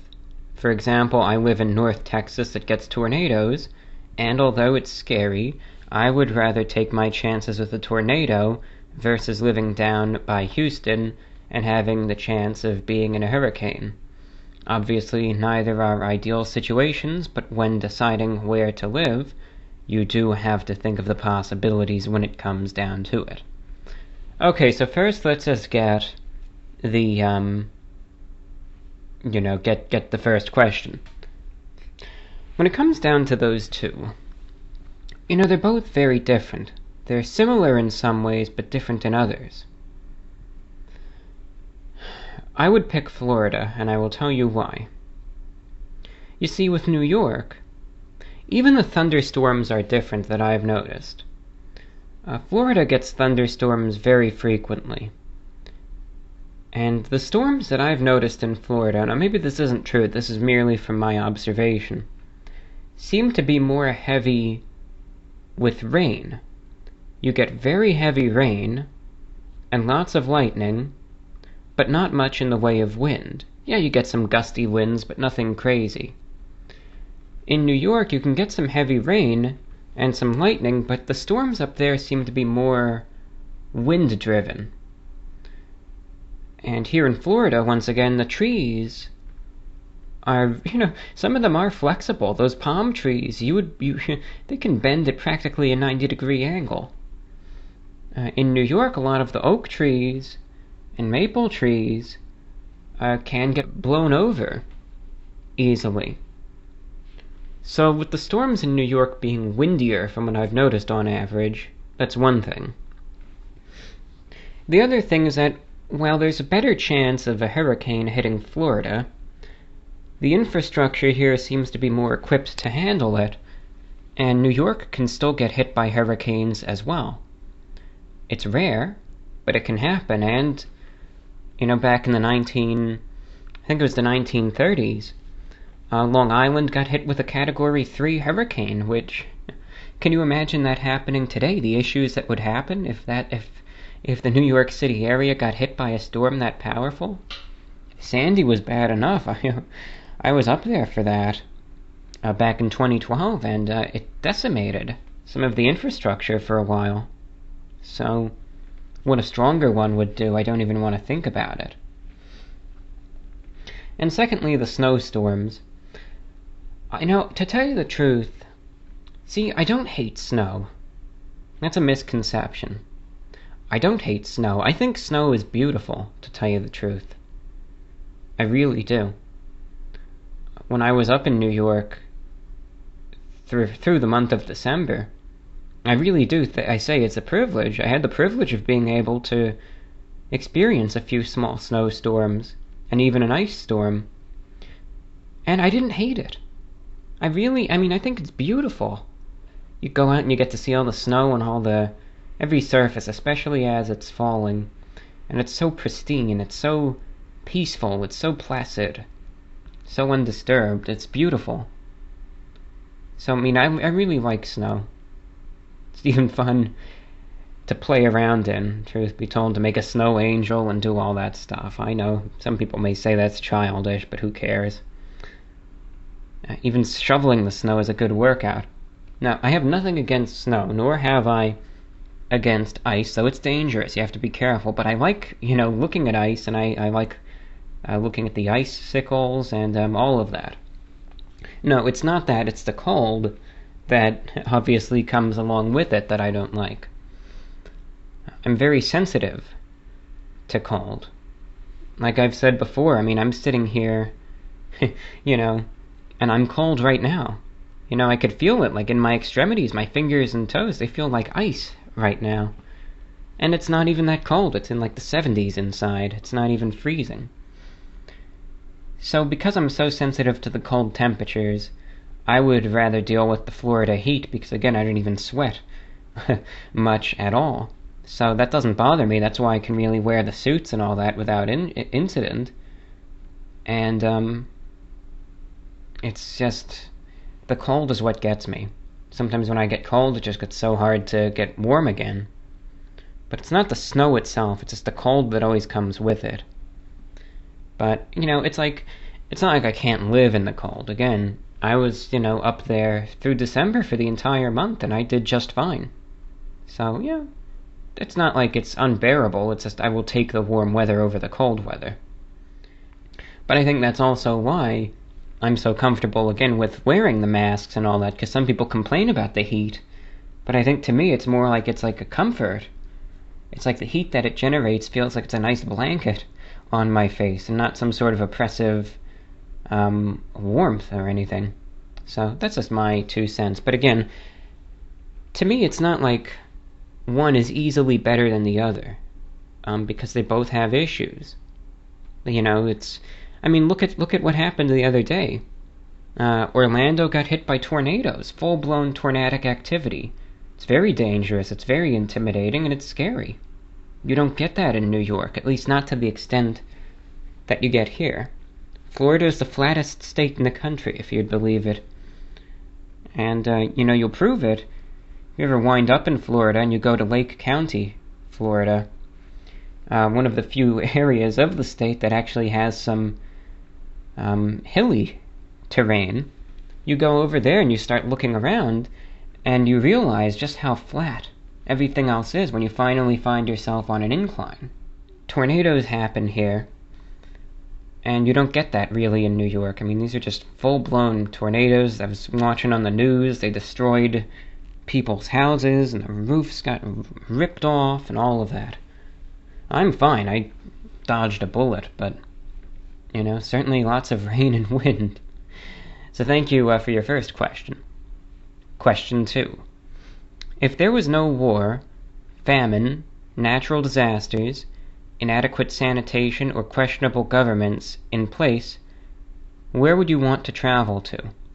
If you didn't have to worry about any of these things, and wherever it was you decided to go, was totally safe with no repercussions, what place would you decide on?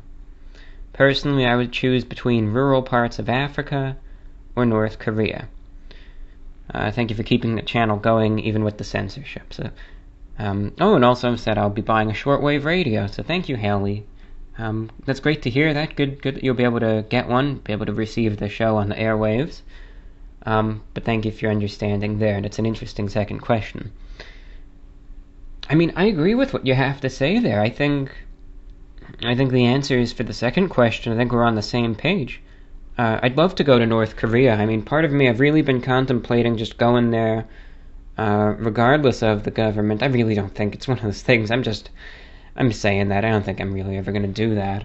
But it's such, from what I've seen, such a beautiful place. And especially without the fear of any sort of what-ifs. I'd love to go to North Korea. Seems like such a beautiful country. And also some of the rural parts of Africa. Africa is such a massive continent. I think we forget that sometimes. You could fit the United States just in the Sahara Desert. That's another reason, with shortwave radio, why it's still used in Africa for domestic broadcasting. You take these massive, massive countries with limited infrastructure and not that much internet access. How are you going to find a way to, inform the population? AM radio can travel far, but it doesn't travel forever. That's why so many stations over there still use it for domestic broadcasting, especially in the Horn of Africa, where it's still very, very popular. But, I mean, especially like the Horn of Africa. If there were no repercussions, sure.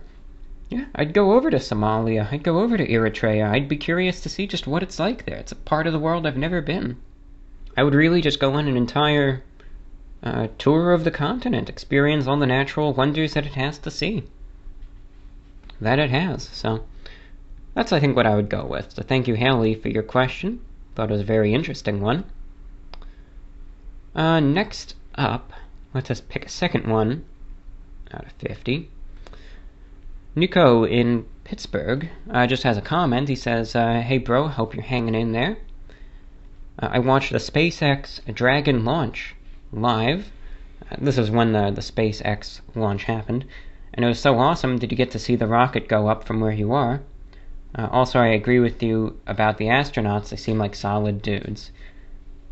Thanks again for your broadcast and commitment to shortwave and all the random talk. So thank you, Nico in Pittsburgh. Shortwave listener, but also catches the show online. No, I wasn't able to see it with my own two eyes, really, because while the weather, at the launch facility, at the Space Center, was sufficient enough for, a launch, there were lots of clouds in the area, and I imagine if you revisit the footage, you could tell. So I just wasn't able to. The cloud deck was just too low, so I couldn't see it. But I watched it on television, and I had a good feeling. I had a really good feeling about it. The first day, when they scrubbed the launch, I was hoping that they did, because I don't know, I had bad vibes about it. I just had a feeling that something bad was going to happen, so I'm glad that they scrubbed it the first time and just, erred on the side of caution. But I had a feeling it was going to be a good launch. It was a flawless launch. It couldn't have gone any better. And it was so fantastic to see them go up, to see them checking in from space, and then to see the two astronauts dock at the space station and head in. It was so great to see that. It was just a rousing success, and I couldn't have asked for anything better.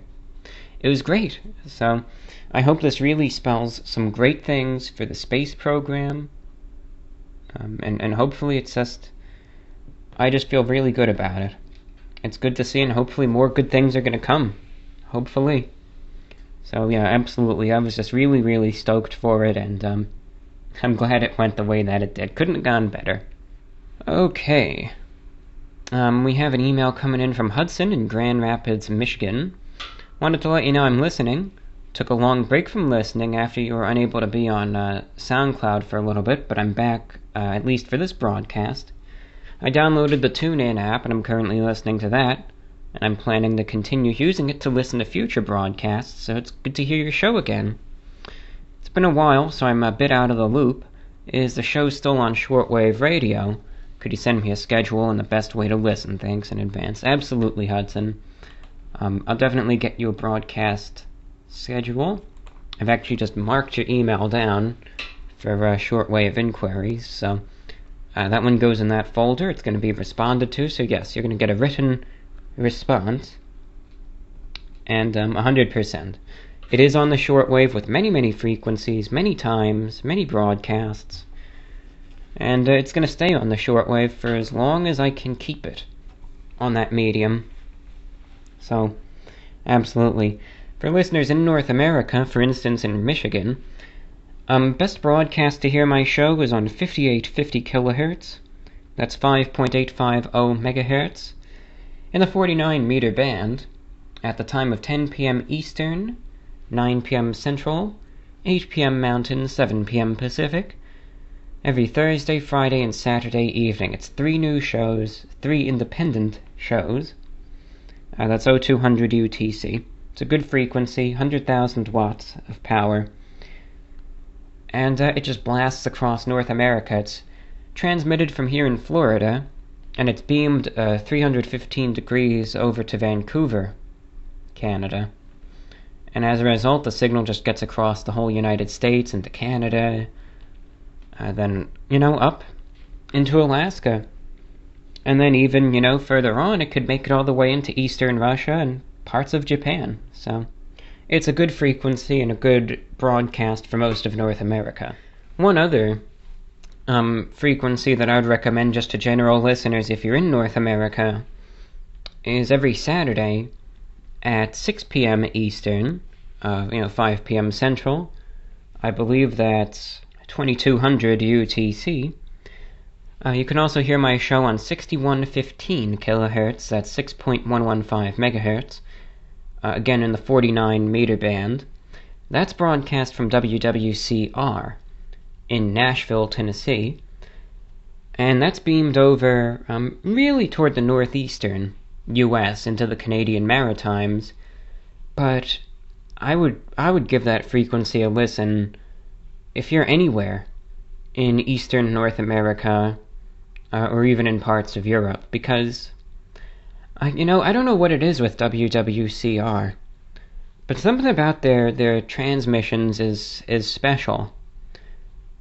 In that, sometimes with shortwave you get bad reception conditions. Sometimes it's just due to solar activity or whatever.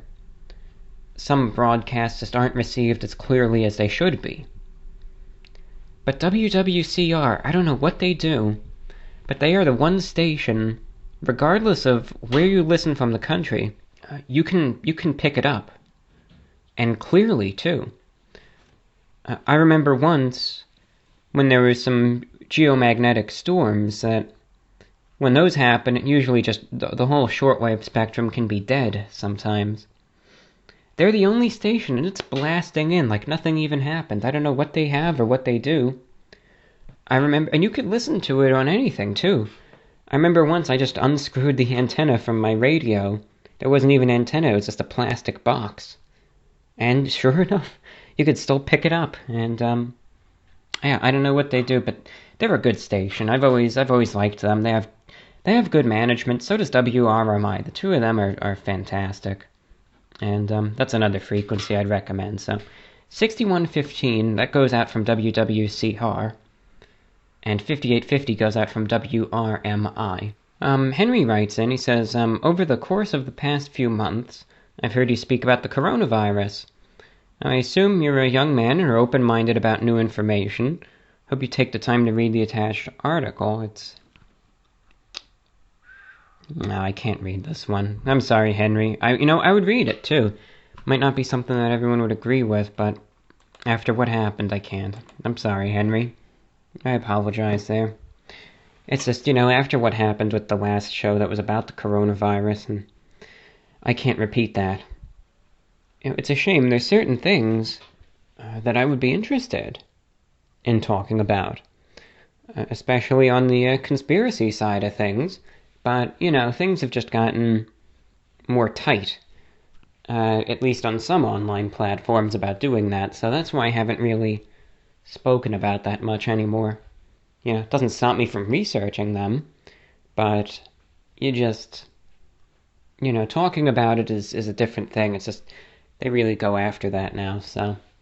And they might say, well, why don't you just do it on another platform? Well, because I'm paranoid, that's why. Because then how do I know? If I talk about this stuff on another platform, how do I know that the people, let's say from YouTube or whatnot, don't check that out and don't come after me on YouTube because of that? Just because I'm not doing it there, it doesn't necessarily change what repercussions can happen to you. So, maybe I'm just really paranoid about that I kind of feel like I can't really, talk about certain things anywhere. But I don't know. I really just want to wait for this whole thing to simmer down a little bit with the strike and everything. And then I think I'll be a little less tight-lipped about things. But no, it's not like it's something that I've forgotten. It's still of interest. Doesn't mean I agree with everything I read. Sometimes I look and I think this is absurd. This is ridiculous. But it doesn't stop me from researching either way. I mean, heck, in the last few weeks I've really been researching HARP. I've been researching Agenda 2030, the Georgia Guidestones, all of that stuff. I could talk about it. Again, doesn't mean I agree or disagree with it, but I could certainly talk about it quite a bit. But it's just, you gotta be careful right now, so, there will be a time. There will be a time and place, and that's not the moment right now for it. Okay, what else do we have here? We have a question from Molly, who says, "Hello, I'm a huge fan of yours. Been watching your videos for a while now. What is your first name? You've probably said it before, but I must have missed it. Also, do you prefer dogs or cats?" Okay, that's all. Have a good day. So thank you, Molly, for your question. It's one that I have gotten before. And what I would have to say is that my first name is John. That's John.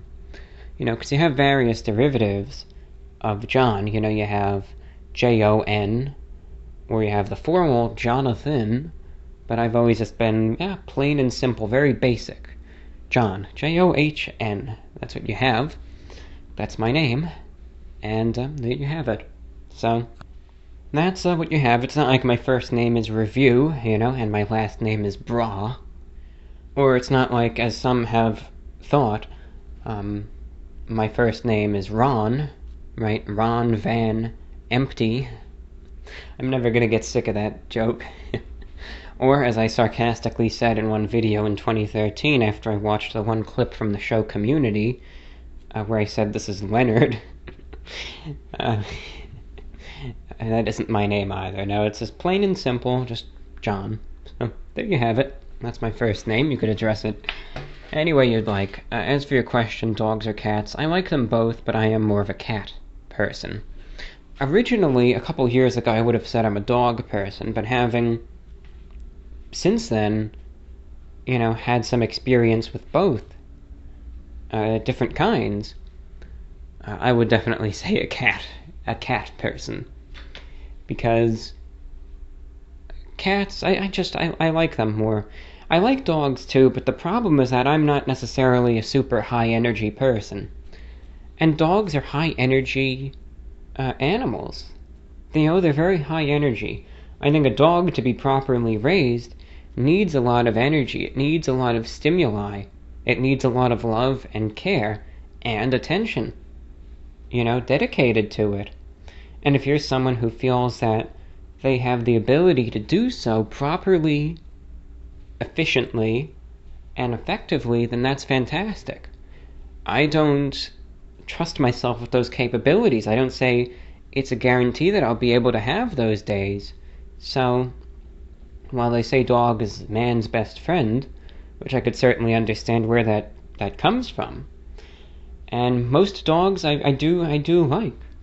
The one dog breed that I'm, more iffy on is pit bulls, but we're going to go into that another day. Cats, I prefer more.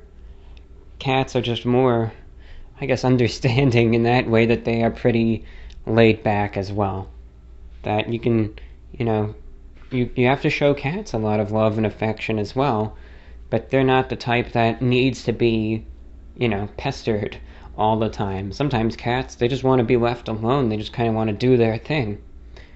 And I understand that, because in many ways I'm much the same. It's just like, I feel I could relate to them on a better level, I suppose.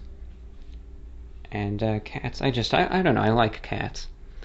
I've always gotten along very well with a lot of cats, lots of different ones. There was all different ones, and of course most iconic, right, is the orange cat Willie, who has since passed, sadly, but there are other cats too that I've always enjoyed. I've always enjoyed just petting them, and just even when the cats, they'll just kind of sit on your lap and you just get to pet them, and they'll purr, and you get to play with them, and I just like them, that's all.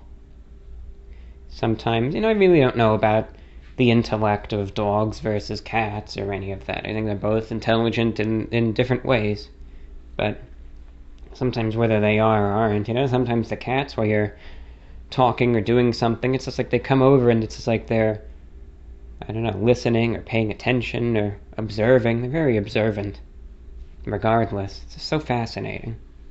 So there you go. Dogs, cats, and first names. We have Joe who writes in. It's been a while since I last tuned into your show. So long, in fact, that I didn't know that you took a break from the show. Something that I believe is a net negative due to the quality of your show. The last time I listened was around the time when you were going on a supernatural binge. I think I spoke on the episode when you talked about dreams. So I'd like to ask, are you still interested in the supernatural or willing to do that kind of thing as a topic again? I think your show has become a lot more important and serious because of the pandemic, but I think it would be cool if you talked about that in more of a lighthearted or similar fashion to the ant story. I think your show is really great, and I miss hearing a lot of the viewer correspondence that you used to read and even have played in the show. Keep up the great work. You make the internet a better place. Thank you, Joe, for writing in. Well, like I said, this kind of goes hand in hand with the conspiracy stuff. Absolutely. Still interests me. You wouldn't believe how much stuff I just spend looking up every day.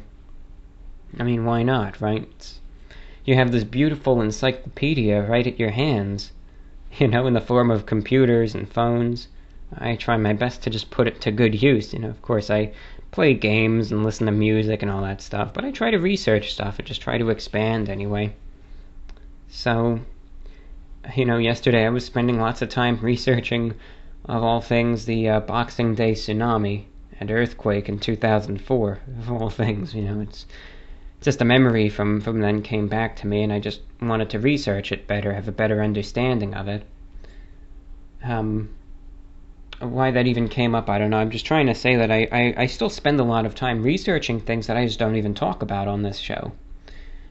And like I mentioned with conspiracies and all that, absolutely. I still do. It's still of interest. But again, I just feel like I've really been walking on eggshells with what can I, what can't I talk about right now on this show, and I really don't know. So again, like I said, I'm still probably going to, and I'm going to do shows of that theme, but I just need to give it a little bit of time, maybe a couple months or something. Just once I feel that it's never safe, but once I feel it's a little safer right now.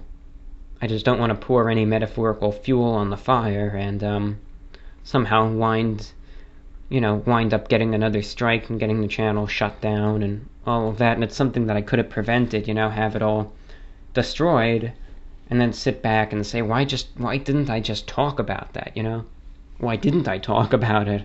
Something that I could have prevented. So I'm just preventing that right now, and again, we will in the future. No worries there. Next up, we have a comment from Gabby in Maryland, who writes, I finally got the chance to catch up with your podcast and was really happy to find a classic, longer shows making a comeback. A real throwback to when I first started listening years ago. They're perfect to listen to while I work. I have a question for you. Since you live in Florida with a large elderly population, are you seeing a backlash in wearing masks and social distancing? One of my parents, who is 50, does nothing but complain about masks and the shutdown even though she isn't even affected, other than the fact that she can't get her hair and nails done, and is in an age group where she should be concerned about getting the virus. What have you observed personally in your surroundings and in your own social circle? Great shows as always. Thanks for your constant efforts. From Gabby in Maryland. Thank you for your kind words and for listening in. So, Florida is a state with a lot of older demographics. It's interesting what I've noticed. One thing I think that we sometimes see a lot, that sometimes gets stereotyped, is we often think, and maybe it's true for certain areas, again, I haven't done any traveling to other parts of the country since this whole pandemic. It's kind of funny, though. I was talking about this on my radio broadcast the other day, and I figure it's just worth mentioning here. Number one, what day was the highest number of cases worldwide for this ever recorded? What day? What do you want to think was the apex of cases? What do you think it was? I'm recording this on June 7th, by the way. Was it back in April, right, when everyone was talking about it, and we were all focused on the lockdowns? That had to be it, right? Some day in April. No. Day with the highest number of cases was yesterday. 130,000 cases worldwide. 30,000 cases in Brazil, 25,000 cases in the United States. Countless countries of 4,000 cases, 8,000 cases in Russia. Hundreds to thousands of other cases in all other countries. And you look at the charts. Worldometers is a great resource I recommend, really. BNO News used to be good. They still are. But they're a small team, and they've just kind of gotten, overwhelmed with the sheer mass of statistics. But I would really, really recommend using worldometers.com. I think it's .com. They have such a fantastic tool, it's not even funny, it's just great. You look at the raw numbers, but then they break it down for people who want to just have a visual representation. You name it. Line graphs, bar graphs, everything. Linear, logarithmic, anything you want, they have it, pretty much. They are a treasure trove. God bless them. They're great. And they, I look at this. Now, you want to talk about states that flattened the curve, that really did, that got on top of this, that did the right thing, and took this seriously, then look no further than New York. New York State was put through hell. They were, really, really put through this. I don't know what's going to happen going forward, but I would have a sense, at least in probably most of southern New York, that so many people there have been personally impacted by the virus that I would say a huge percentage of the population is taking this seriously. I've got family up there, and that's just what I've been hearing firsthand, and just through other videos I've been seeing from up there, it seems to be the case. That just everyone up there is just so impacted that they realize this thing is no joke.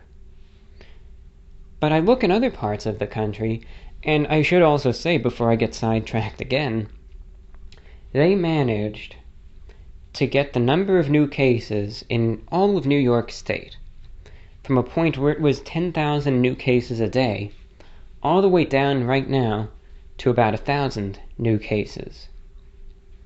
And it's a beautiful chart to see, this bar graph of new cases by the day since this thing began in New York, where it goes up, it spikes, it gets really, really high, and then it gradually begins going back down again. So gradually, but it does, and it keeps going back down and keeps going down. And there's no massive spike, no massive influx, no second wave yet, and let's hope it stays that way. But it's fantastic to see, because that's a sign that the health system there took it seriously, but so did everyone that lives there and resides there did as well. And that's what happens when you take it seriously. Something like that's really possible. You take what was the worldwide epicenter, and you're able, through aggressive actions, but practical things too, you're able to make it doing great, and it's such a great story to see. Then you look at the curve for Florida. Oh boy, what a stark contrast. You know, the last 4 days of new cases here in Florida have been the highest yet reported for the state. And I really don't trust anything that comes from the state government anymore after they fired the person who was responsible for managing the data because she wasn't cooking the books, I guess, enough, and wasn't manipulating the numbers to look better. So ever since that happened, I just threw in the towel, and I assume that it's just going out of control here. And if I think it's starting to once again, and it's just going to be a mess. It's going to be a nightmare here. What can you do? It's probably by the new cases, it's safer right now in southern New York than it is in Florida. I would be willing to say that at this point. Which, who would have thought? But then again, you look at mask wearing, something that I've been a strong advocate for. I don't think you're Satan if you don't wear a mask, but it's something I advocate. If you don't, you don't, but I advocate it strongly. I always wear one. I've gotten so used to it, believe it or not, that I've actually found on multiple occasions, I'm so comfortable with it. I always drink with the straw, but I'll find myself just poking myself with the straw because I forget that, that I have one on. It's kind of funny. I haven't tried to drink through it yet, but I'm sure I'll make that mistake one time. But I don't know, it's comfortable for me. It's just like at the point now, it's like putting on a mask when I go out is on the same level as wearing a seatbelt. It's like just something that I do now. I'm used to it. But like today, I went out to get the pizza from Little Caesars, had to go in and pick it up. And when I went in, I had a mask on, surgical mask. The 3 staff members there all had their masks on. They had black ones. So those are always cool, the black masks. And there were other people waiting for their food. There were 3 others. And one of them had a mask, the other 2 didn't. So that's just from that experience. From what I've seen, just checking out different areas, that it's very interesting. When I'm out, I'm always just curious, how many people on the street have them? How many people do I see at stores, out and about have them? How many people do I notice either in their cars that are wearing them, or that I see have them either hanging from the rear view mirror or, on their dashboard or something? Just what do I see generally? And I notice here that it's not just elderly people. Really, believe it or not, it's not even the elderly demographic. I see some people in their 70s and 80s that have them, some that don't. And I also see people in their teens that have them or don't.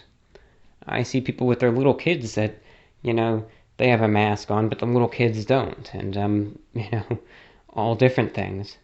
It's just like there's no one demographic that really does or not. But certain interesting things that on socioeconomic divide, I've noticed that in the real highly affluent areas, I see very limited mask wearing. Very limited, almost little to none. You see it like here and there, but maybe like 1 in every 15 to 20 people has one. In like your standard, more average middle class areas, I would say the percentage of people wearing masks would maybe be like, I would say like 30 to 40%. And then in some of the lower income areas, I see about 70% of people wearing masks. And these are just from my own personal on-the-ground observations. I'm not going to try to say that, this is confirmed everywhere and this is just what I've seen. Maybe I was just in certain places at certain times that gave this impression. But I've just noticed in the areas that, yes, are considered poorer, I see more people wearing masks at the bus stops and just walking and all of this. A lot more. I mean, again, really, really noticeably high numbers. And again, in like your just average, just average areas, again, it's like hit or miss. Some people do, some people don't. And then in the real wealthy areas, it's like no one does. So it's just interesting to see that divide, that very, very stark divide.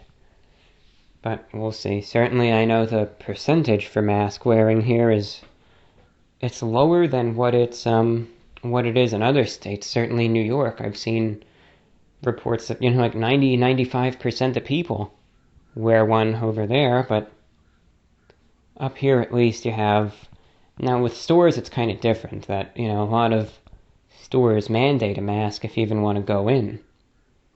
All the theme parks are going to. Maybe that'll incentivize people to wear them, who knows?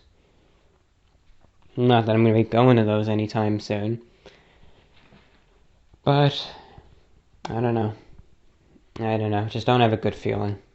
I don't. It's like, 2020 is just the year.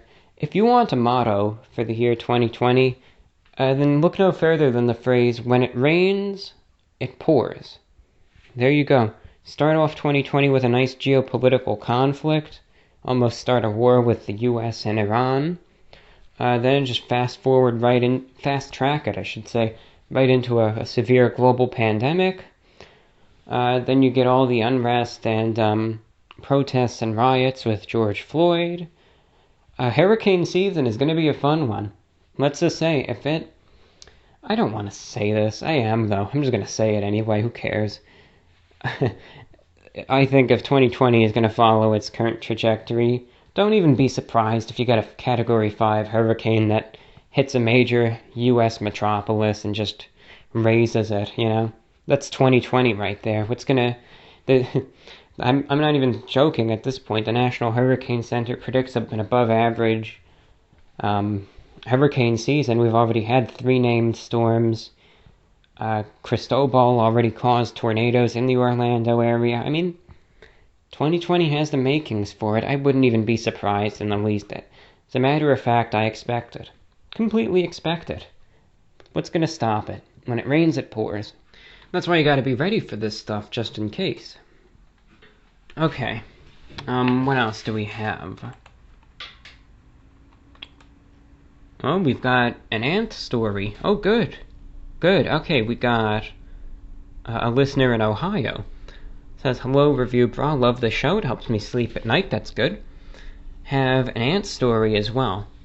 My kitchen counter has been infested with the little guys for over a month now. I utilized an old ant bait trap I had sitting around. The liquid chemicals in it seemed all dried up, but I figured, well, it wouldn't hurt to see if it could attract enough to kill the ants. So sure enough, a swarm of them later congregated all over the bait trap, though most seemed alive since the chemicals were dried out. I cleared off the counter and proceeded to spray and paper towel smash as many as possible. The term ant-genocide popped into my head while I went about this too. I disinfected my counter with Blue Dawn dish soap. I used it because my mom said Dawn's chemicals fend ants off. And I haven't seen too many ants since then. But when I do, I plant a little droplet of Dawn followed by a wiping with a wet towel on the counter. Who knows, hopefully this dissuades any ants from further breaking in. Much love from Ohio. Thank you for your email, Dawn dish soap. Oh, I mean, you might be onto something. I mean, who's to say? Who's to say? They may not like it. And that can really help, so who's to say? But if it works, it works. I mean, look, there's no denying that. If it works for you, there you go. Okay, we got this listener who writes in, I think very succinctly, I have a rather unpleasant story relating to ants. At one point when I was a teenager, my family had a cardboard container filled with a bunch of croissants out in the open. And I began to eat one, and halfway through consuming it, I looked at what I was eating, and I suddenly noticed that the croissant was crawling with tiny ants. This experience really made my skin crawl, and to this day I fear a similar situation happening to me. Oh gosh, yeah, I know, I understand exactly what you mean. And thankfully that hasn't happened to me yet. I say yet because you just don't know. But, oh gosh. No, I'm sorry that happened to you. Look, that's something that can scar you. I'm sorry that happened to you. That's no fun. It's no fun at all. We mentioned hurricanes a little bit, and I think I already talked about this, but maybe I'll elaborate on it a little bit more. Tyler writes in, says, haven't written in for a while, and I apologize for it. No, don't apologize, you're fine. As a Floridian, what are your thoughts on the National Weather Service predicting a busy Atlantic hurricane season for 2020? I'm from South Mississippi, so this is quite ominous, especially with the ongoing pandemic. I was 13 when Hurricane Katrina hit, and I dread a storm of that magnitude will ever happen again, let alone this of all years. I've appreciated your storm coverage in the past, so I hope it's not too gloomy a subject. Stay safe and healthy out there, from Tyler. So thank you, Tyler. Like I said earlier, 2020 is one of those years, I think, when it rains, it pours. People better be ready for this to be a rough one. There were some close calls last year. You gotta realize just how close this can get. You look at Hurricane Dorian, the strength that this unimaginable strength. Could you imagine the devastation that would have happened if Dorian didn't stay off the coast of Florida, but scraped up the east coast of Florida, hit Miami, then went up? Forget it. It would be catastrophic. It's terrible what happened to the Bahamas. You never even hear about that anymore. But some storms we get lucky and others we don't. You know, it's like people need to be ready for this. People need to be ready every year. One thing that I always say too, I advocate prepping. I'm one of those people. I don't care about the bad reputation they get sometimes. I really don't. I think it's a smart thing to do. If anyone out there prepared for the coronavirus and perhaps wound up getting some extra food that maybe they're not really using, if you're in an area that, has some potential for hurricanes, be glad you did that. But people should stock up a little bit here and there. Right now I know money's tight, and a lot of people really, saying to do that is a lot. It's easier said than done right now, and I get that, But in little ways, a little bit here, a little bit there. See what you can do. Some extra food, some extra water, some extra batteries. That's why having a radio also, I think it's as practical to have just as a means of information. Radio is an uncensored medium. I enjoy listening to some good music on the FM, some AM talk shows, and especially, of course, shortwave, but all of these mediums, all three of them, are so useful if infrastructure goes down. When Hurricane Irma hit in 2017, radio was the only thing that I used for days afterwards because all power was gone, all cell service was gone, no TV, so radio was what I used. Non-stop. I used AM radio to make sure I knew what was going on in the vicinity, and I also listened to shortwave just to get perspectives on current events so I didn't stay out of touch with the world. So, I was, especially with no power, when there's no electricity, the shortwave reception you're going to get is going to be the best you've ever seen in your life. I mean, I kid you not.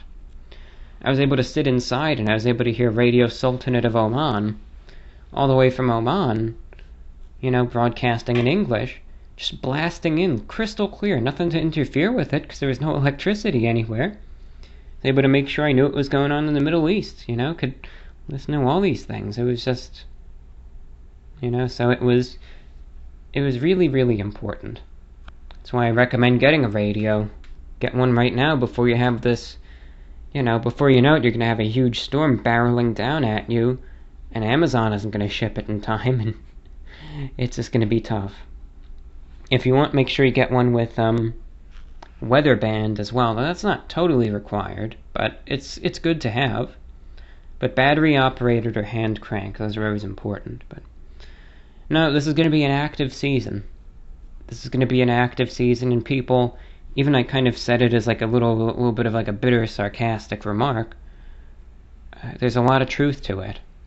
You got to be ready for anything. You can't predict the future, but 2020 is just one of those years that it might be a rough one. And you just want to look, statistically speaking, the more storms there are, the greater likelihood of at least one of them making landfall in the U.S.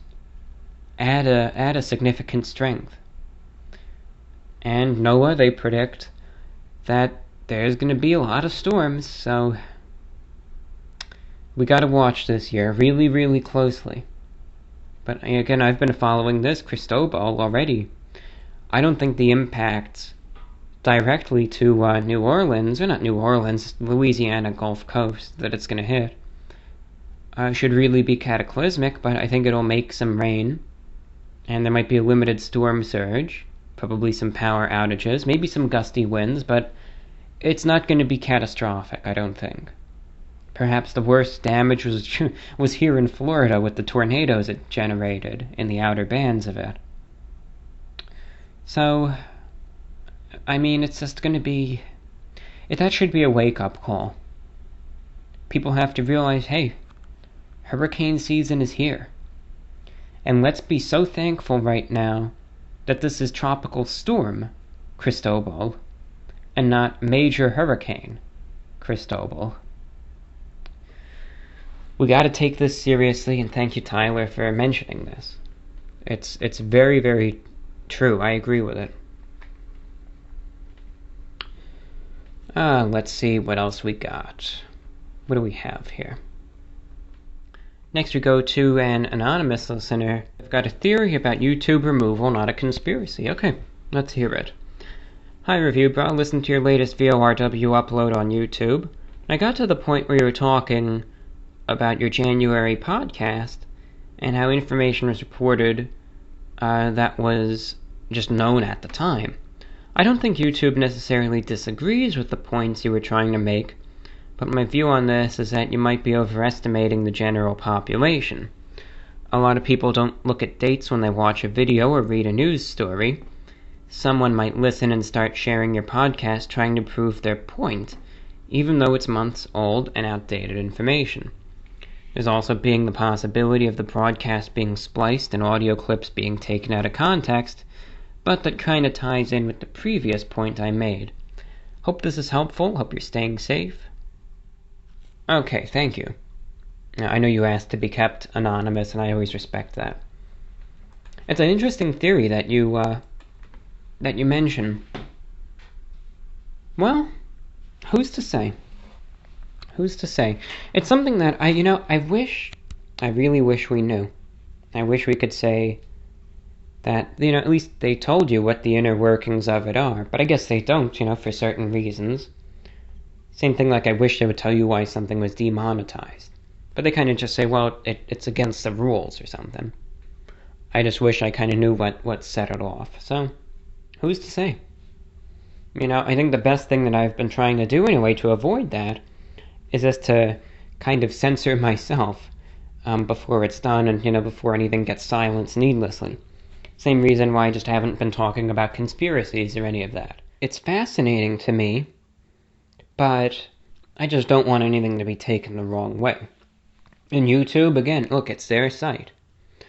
I'm a big supporter of the First Amendment. I support freedom of speech, but at the same time I respect private enterprise. YouTube is a private enterprise, and that I respect as well. So, it's their house. You gotta play by their rules. I respect that, so, I'll just see what happens going forward, but you just got to be safe. You got to play it safe. That's why the other ones are still there on all the other podcast platforms. And if you want to give them a listen, they are all there, neatly organized to one's liking. We have an email coming in from Kara, I believe with a suggestion. Says, I'm #1 fan. Who knows, maybe you are. #1, I thank you for your support. First of all, I want to thank you dearly for all your amazing videos and podcasts. I think they're truly exceptional. Your ideas, humor, and topics you choose to talk about are brilliant, and I think they're insightful to watch and listen to. And I've been thinking a lot about what you could do to expand your podcast into, and I truly believe that you should expand into question and answer sessions with your viewers. People admire and look up to you because you're so real. Many people want your aspect and opinion on many things that are going on in their own lives. So I think you should ask viewers for questions and then give them advice, so more people will want to be featured on your ever popular growing shows. I'm very thankful that you make your videos and reviews and the podcasts as well. And I wish you all the best of luck and hope you're doing well since the attic fall. I'm so sorry that happened. I'm glad you're well now. Again, thanks for your contribution to society in a positive and uplifting way. Sincerely, Caro. Thank you, Kara, for your very positive email. I'm glad you're a big fan of the show. That means a lot to me. So I'm glad you enjoy the broadcasts and feel that way about them, as well as the food reviews. We can't forget about the food reviews too. And to get to your last question, since the fall, I am doing better. It's still kind of funny. Ever since then, if I still feel like in my back, right where I hit the ground the hardest, it still just doesn't feel like 100%, But it's like nothing was thankfully, destroyed beyond repair or anything. But it's like I remember once I was laying on the ground to just look at something, and just as I was in that position, it still felt a little off, But I'm able to walk, I'm able to do all my stuff, I'm able to run, I'm able to jog, I'm able to jump around, I'm able to walk for miles. I'm glad. I am back to normal. And it was a very scary experience, But in retrospect, I think it was at that point, it's a weird thing to say, but it's something I was actually thinking about this the other day. That when that happened, I think it solidified that point when I realized that I really no longer fear death.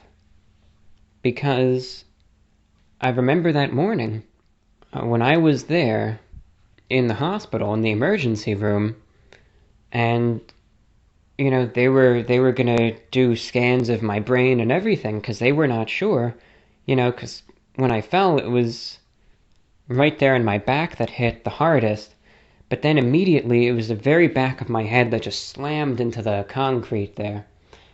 So they were, gonna check for brain damage, and they said, look, right now we just gotta check because we're just not sure. I mean, when you hear that type of answer that they tell you, they can't confirm that you're good, it's really troubling.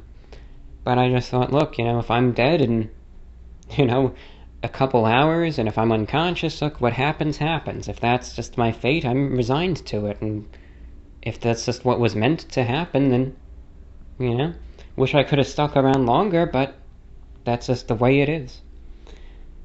So it was just an experience I'm never going to forget. But no, I'm doing much better, physically, mentally, every way. And I got really, really lucky, and I never lose sight of that. So I'm really thankful that it ended the way that it did, and wound up the way that it did, I should say. That I'm able to just do everything that I did before then, that it wasn't any sort of catastrophic injury, because it clearly could have been, had things have just been slightly different. It's just crazy to think that, it happened in the fraction of a second. I mean, I'm sure it's because of the concussion that I just, forgot, maybe, when it happened. But it was like in a fraction of a second. I was there.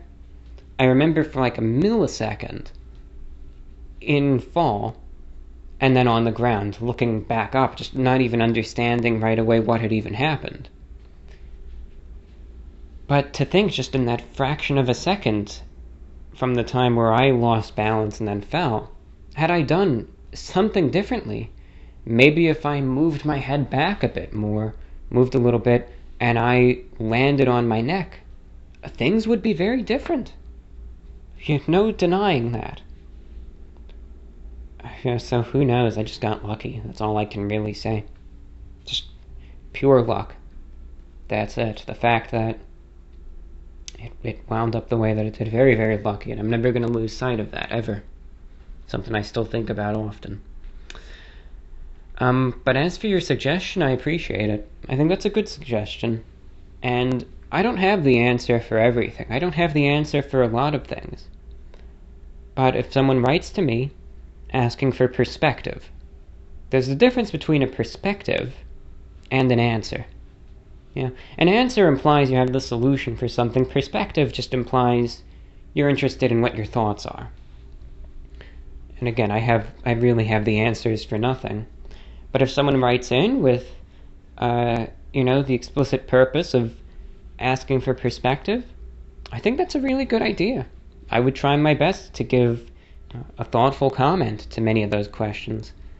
There's not much I can really guarantee, but be certainly something that I would be fine with. So, who's to say? I think that's a good idea. Probably something I'm actually going to employ going forward. Maybe with like a specific. Because, right now I do like the general comments. I just open up the mailbag and this is just talk. I'm just talking, reading some listener letters. But I would still do that, but maybe also add like a special, segment within a segment where I'll just answer those types. That's a good question. Thank you.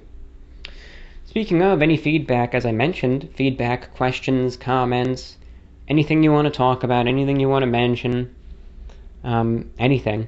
VORWINFO@gmail.com. Again, that's VORWINFO@gmail.com. And as you can see, I just have a page open with 50 emails that I marked down. I'm just reading anything. I'm just reading them all. So that's what we've got. You're listening to VORW. The mailbag continues. Okay. We have... let's look right now. A piece of correspondence. Ethan from Connecticut checking in. Hope you're doing well. I've been enjoying the longer shows that you've been putting out as of late. I enjoy the sort of variety show format, where a show can range from listener feedback to a story about ants. I don't usually listen to the shows all in one sitting, so the newer format allows me to listen to bite-sized snapshots of the show and finish it at my own pace. I don't have much else to say, but keep up the great work. Well, thank you, Ethan. Always good to hear from you. I know you've been a long-time listener. I know you've been here from the radio show a couple years ago, so good to have you still here. And I'm glad you enjoy the format of the shows. I'm glad that's enjoyable. I know, it's... nothing is for everyone. Like we said earlier in the show, at the very beginning, you can't please everyone, but I'm glad that it works out for you. And that's exactly the thing. When it comes down to these shows, how I feel about them, it's like I don't care how someone listens to the show. Weirdly, you get some people who are like, I want someone to listen to my show all in one sitting, and that's it. No, if you want to listen to it, gosh, in 5-minute intervals, then fine, go for it. I don't mind. Listen to the show whatever way works for you. But I'm glad that it's not too intimidating. Like, I know the length can be longer, but when you really, you break it down, and you realize that this show isn't necessarily something that you have to listen to as just one long, drawn-out, continuous 3 to 4 hour broadcast. Instead, it's like, there's segments, right? You have, let's say in this show, for instance, the Steak and Shake portion, right at the beginning where I give the story. That can be its own little thing. And then, the fan mail, divide that up any way you want, right? Some emails, as you know, I go on much longer than others, and it just depends. It depends on what I really can talk about today or can't. So, I appreciate it. Sorry, I had to get a little bit of a sip of water there. But I appreciate it, so thank you for, just for tuning in. I appreciate it. Alright. Let's look what else we got. I'm just going through right now. Okay.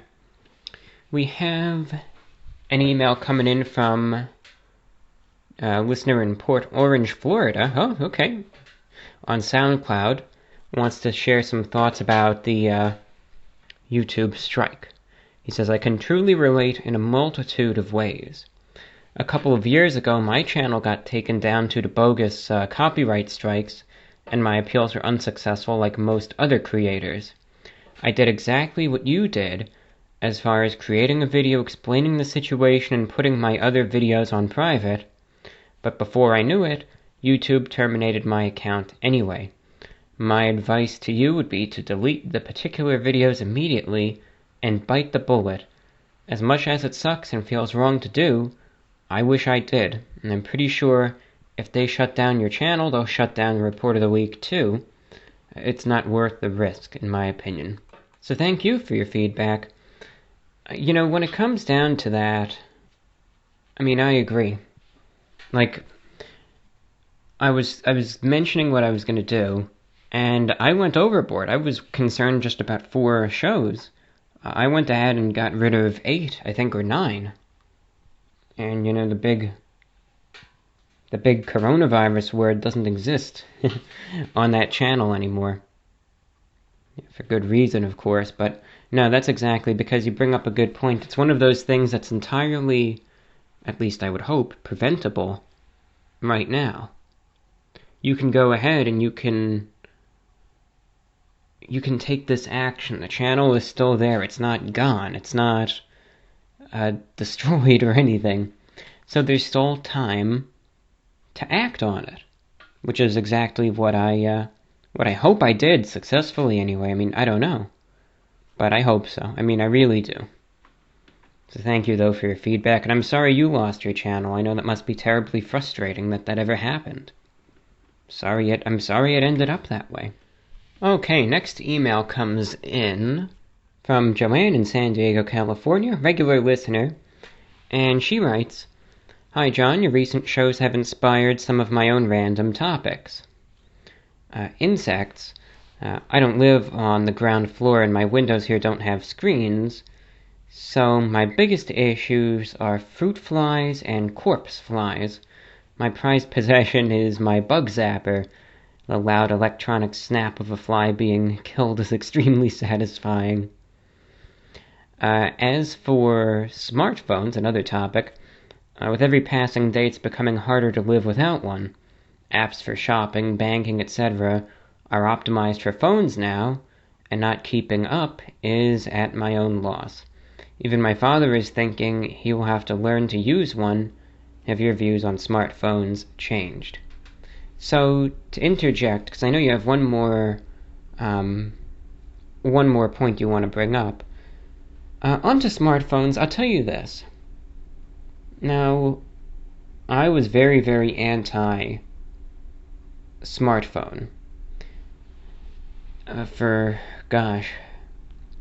many, many years. And it's not like... It was unfortunately just because of the channel, because of all of that, I really eventually had to bite the bullet, and in 2017, I got a smartphone. But, having owned one now, not for 3 years, but for like 2.5 years, how has it changed me? I don't think it really has, and I will tell you why. Because, if you would believe it, I really don't use my smartphone as, in the capacity, I should say, that most other people do. And it's really, really weird. People would probably say, then why do you even own one if this is what you do with it? And I don't know. I don't know. I guess I just do. Because it's multi-purpose. It has these tools in one instead of having each of, an individual thing. But, number one, how long do I use it each day? I would say that the amount of time, excluding a phone call if I have to make one, the amount of time that I actually spend like physically browsing things and using the phone each day is probably 15 minutes, and that's it. Now again, you might be saying 15 minutes, that's it? Yeah, about 15 minutes, that's it. Like right now, I can tell you, for today, I was on the phone, so that, that kind of, and I'm just using it as a telephone, but I'm just talking, browsing and doing stuff like that. I mean, I haven't even looked at it in that regard in the last probably 8 hours. And then before that, I checked the email and the weather a couple times, and that's it. So yeah, I would say probably even less than 15 minutes, in the last day. I just don't really use it very often. So I haven't become, I guess, a zombie, as some say. I very, very seldom use it. I do use it as a camera, and I use it for pictures and for videos and all of that. So it's used in that capacity as a camera. Most importantly, it's used as a communication device for, just communications, as one would use a phone for. And then otherwise, again, just mostly checking email. Sometimes I'll check the news, and I'll play solitaire on it every now and then. Though I like the old school Windows solitaire a lot better, because the solitaire that I have on my phone, I don't know, it just came with it. It's the draw one, and I don't like that. There's no challenge. I realized that I could actually win the game for the most part, because it's just like if you tap the card, it'll pretty much just go where it's supposed to go. It'll either go into the it'll just do its thing. So I realized if I just tap the screen really, really fast and don't even pay attention to any of the numbers, I could usually win the solitaire game in a very, very quick time, and a couple under a minute usually, maybe 30 seconds or so, because it's just you're not even putting any thought into it, and I thought that's so stupid. That's why I like the draw 3 ones, because there's challenge to it. But anyway, I'm sidetracked. But that's it. I don't really have any apps. I don't do anything. I don't do the. Now I know it's a tracking device. You know that. Everyone does. That it's monitoring you. It's listening to you. It's watching you. I don't like that. But again, I guess it's everything is. The computer is. It all is. So what can you do there in terms of surveillance from big companies, the government, you name it? Nothing. It's everywhere. Unless you're off the grid, and I am not one of those people that could ever be suited for that life. So yeah, my views on smartphones have changed, but that's the thing. It comes to something that's like, well, it's how someone is as a person. I think some of the individuals who sit there and, spend, like 16 hours a day on their phones, just, I don't know if I want to say predisposed, but that's just, their media consumption habit. I don't think that suddenly owning a smartphone is going to make you into that person. But in the end, it's something that you have to look at how you feel. Right now, thankfully, there are still ways that you can do things without a smartphone.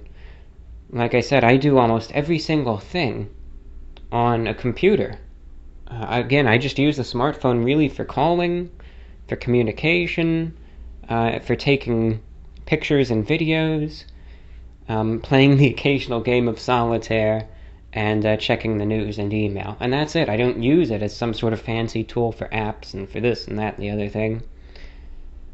So I'm still able to get by right now and do all the things that, I'm able to, really without having to use any sorts of weird features on it.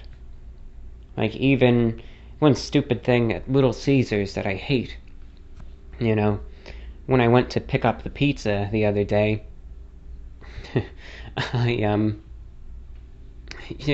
went over there and I was, doing my thing.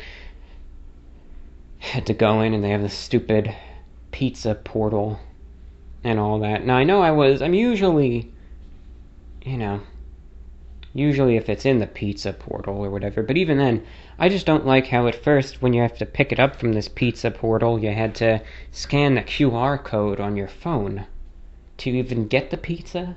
That's just a little silly to me. Because the first time I ever tried to use it, I don't think it ever loaded on my phone, and I wasn't able to get the food that I had already paid for in advance. But now they've changed it where if you want to pick up your pizza, you don't have to scan some sort of QR code anymore, which I'm very thankful for. You still can, but you can also just enter a 3-digit number, which is much easier than having to pull out your phone and do all that. Or you can simply go to the person at the counter and just talk to them and get your food that way. So I'm glad. I'm thankful for that. But, one thing that just disappoints me about the world, there was a good article that I actually read. It actually, I don't want to say that it made me upset, but maybe slightly. Because it was a good article. It was called, is about the coronavirus. It was from CNN, which I know people say their things about, but this is an apolitical article, to tell you the truth. I avoid all the major media when it comes to politics. I'm so sick of it. I try to politicize everything, CNN, Fox News, everyone does now, and I hate that. So that's why I never even use them anymore. But this popped up on the news, and I saw it, and it was apolitical. I read it, and I actually thought it was a decent article. And it was about how many people in the world still don't have any internet access whatsoever, and how the pandemic is affecting them, how they get their news, how they get their media, and how lockdowns and all of that are affecting their lives. And it talked a little bit about radio and all of that, which I'm thankful for. But do you know how many people in the world, what percentage still don't have internet? At this point, it's astounding. It says, according to UN estimates, nearly half the global population, 46%, still aren't connected to the internet. And it's crazy. I think they said like 3.5 billion people who still aren't connected to the internet. So that's another thing that just bothers me whenever these big international news stations on the shortwave just sign off. You're still neglecting billions of people who might depend on radio for their information still. It's crazy, how many people still don't. So it's for that reason why I believe radio, no matter what, is not dead right now at this point. But, that's a shame. I mean, think of it this way. We have internet. We have all of these things at our disposal, but sometimes if you don't have a smartphone, they still make you feel like you're out of luck. Think about all the people who still don't have the internet, how that is. It's tough. It's crazy to think. I mean, it is nice to take a break from the internet, I tell you, but it's just a little difficult when especially everything I do right now is reliant on that. That's the only way I could even really earn a living at this point. But anyway, I got distracted here. You also have a thought. Let me just continue. The double crisis of COVID-19 and police/racial tension is making me feel despondent. I'm still scared to go outside, and am I just as bad as the instigators by not protesting or sending online support? That seems to be the message. I'm an introvert and generally keep to myself and don't deal well with conflict. I try to treat people as individuals and with respect. But am I still a bad person because that isn't enough? Enough rambling. Please stay safe and keep up all the music and talk shows. I hope that the financial situation will allow it. The shows are something that I enjoy that make me feel better. From Joanne in San Diego, California. Thank you, Joanne. Always great to hear from you, a regular listener on the shortwave, but also online as well. Good to have you listening to all the shows. Big listener. So, some people won't like my answer to your question about not saying anything.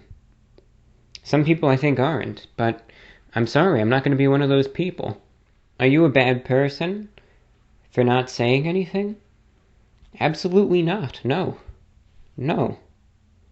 If you want to be quiet, then be quiet. I'm perfectly fine with that. I don't like it when people try to pressure other people to do something that they're just not really comfortable with. Because it's a very uncomfortable feeling, and then it can leave certain mixed feelings about things if you're really forced into something. You have to, if you're ready and you really feel up to it, but otherwise, no, just go at your own pace. Live life as you want to live it. And you can have your views, you could have your sentiments, you could have feelings, but you are an independent person with, in my opinion, this is philosophical stuff, but in my opinion, free will and the choice to do what you want. So it's up to you. But if you say, look, I don't really know how to say it, I just have my anxieties, I'm very introverted, I don't, like you said, don't like inserting myself into conflict, then don't say anything, and there's nothing wrong with that. You're still a good person. So, no, you just have to do what you want to do. That's all. So, no, you're not a bad person. I don't think you are. Especially, I know with your fears about the virus right now, and I was talking about this earlier. Whether people want to admit it or not, I think that there is going to be a huge increase in cases because of all the protests. I just don't see any logical way to think otherwise. That there is going to be a massive increase. And the only thing I hope is that, since most of the people at the protests were younger, my only hope is hopefully a lot of the people who get it will maybe have stronger immune systems and won't end up hospitalized. And that's all. Hopefully there's not going to be a lot of deaths, and hopefully, maybe the cases will be a little milder, and maybe people will not be hospitalized as much. That's it. To me, it's not a matter of, if there's going to be a spike, but absolutely. Absolutely there's going to be. No doubt. Give it, so people try to say it like a meme, but it's true. Give it 2 to 3 weeks and just be ready for it. So hopefully it's not going to set things back too far. That's all. I was talking about the charts. I was talking about all the graphs, and the last thing I want is the progress in the states and, let's say, New York and all that to get reset completely. If Florida's a lost cause, forget about Florida. It's just they're gonna keep saying that it's due to increased testing, but part of me just refuses to believe that. I'm sorry, I just can't. I can't believe that. So, what can you do? I'll tell you this, though. In terms of your final query, some people, you could have your views, I don't care. But I remember in the initial days after everything happened there with George Floyd, I didn't give my comment for a little while because it was something that I was wrestling with myself, but I finally decided I'm going to cut the losses. Whatever happens, happens. It's going to upset a couple people, but I'm going to say my piece, and that's it. But, in the days preceding that, you would believe, well, I should say you wouldn't believe some of the emails and comments that came in from people that were trying to openly almost threaten me because I didn't say anything. And it's like, I don't know, I guess people are trying to use psychology to get other people to speak out about it, but to me that left a very bad taste in my mouth.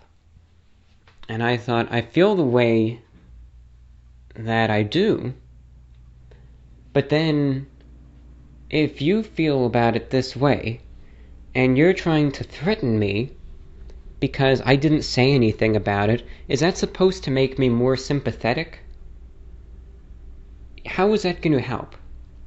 How? It does absolutely nothing. It does no good whatsoever.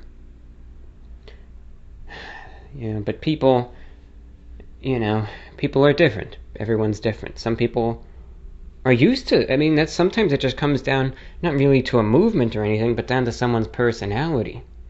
You get some people who are just literal bullies, and it's like they literally get what they want in life because they sit there, because they threaten people, because they like to throw harsh words at someone, and usually that person then caves in and they get what they want, and you get these narcissistic psychopaths pretty much that just do that.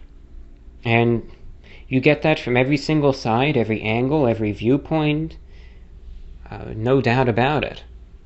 So I don't really think some of the people who are doing that really care about anything. It's just their egos getting in the way of things, and it's like they feel so self-entitled that they feel like they have the right to tell other people, go say this or else, right? That's just ridiculous. If someone wants to talk about something, then they'll do so when they want to, not when you say you're going to do this to them or do that to them or whatever, try to intimidate them. There's a difference also, I should mention, between kindly asking and giving a profane rant and ordering someone to say something. There's a difference. One is civil, one is with dignity, and the other is with the degeneracy that I mentioned earlier, that I'm disgusted with and sick of. I don't care what someone's views are. That behavior is deplorable no matter what. Okay, thank you for your email. Let's see who else we got checking in. Ooh, we got Tyler writing in, and he has a couple possible emails. Tyler from Atlanta, Georgia. Okay, well, let's see. He has 3 possible topics. Let's pick one of the 3. These are all good emails. Let me just say that right now, Tyler. I appreciate that. Well, I'll go with this one. Hello, Mr. Report of the Week. This is Tyler from Atlanta, Georgia, contacting you via email as electronic correspondence. Greatly enjoyed the show last week. Before I politely inquire, I'd like to apologize if any of my now and future presented topics have already been discussed. Of course, do as you please, in terms of specifically picking out what topics you'd like to discuss. With that being said, I will now present the question I had in mind.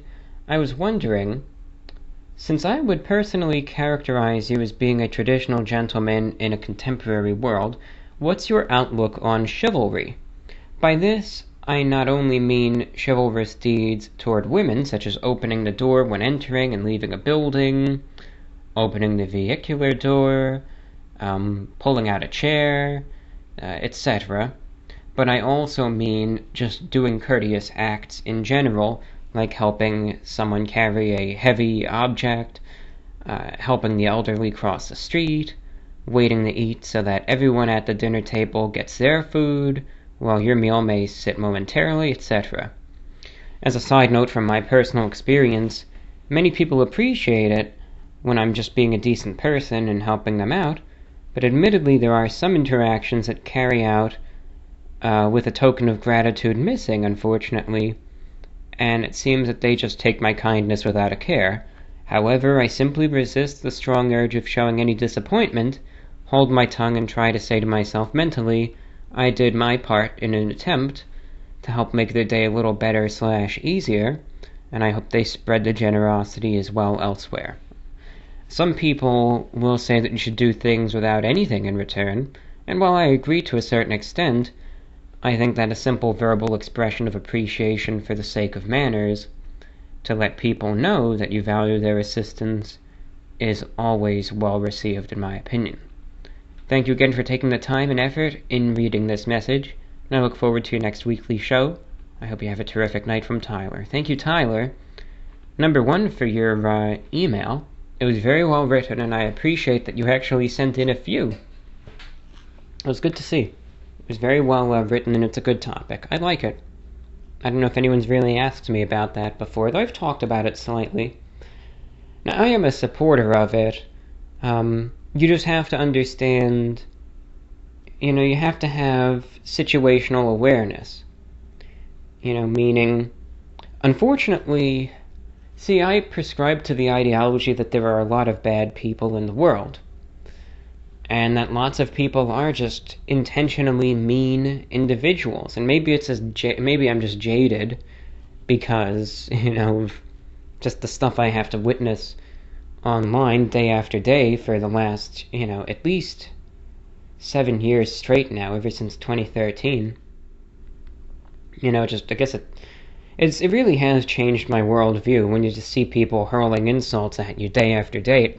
It really does make you think less of humanity, but I've come to realize there was a time where I just hated the world and thought everyone was that way, but I've kind of accepted that. I think that there's a lot of bad people, but there are good people out there as well.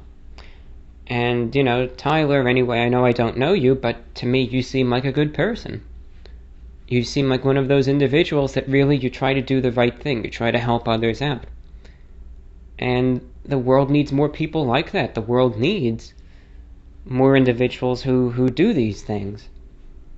Like I've said, a simple act of kindness can make a world of difference. I truly believe that. Now, when doing so, again, you just have to have the situational awareness to see, do I think my help is warranted / necessary right now? But there are plenty of situations out there where yes, the answer would be yes. And then absolutely do your part.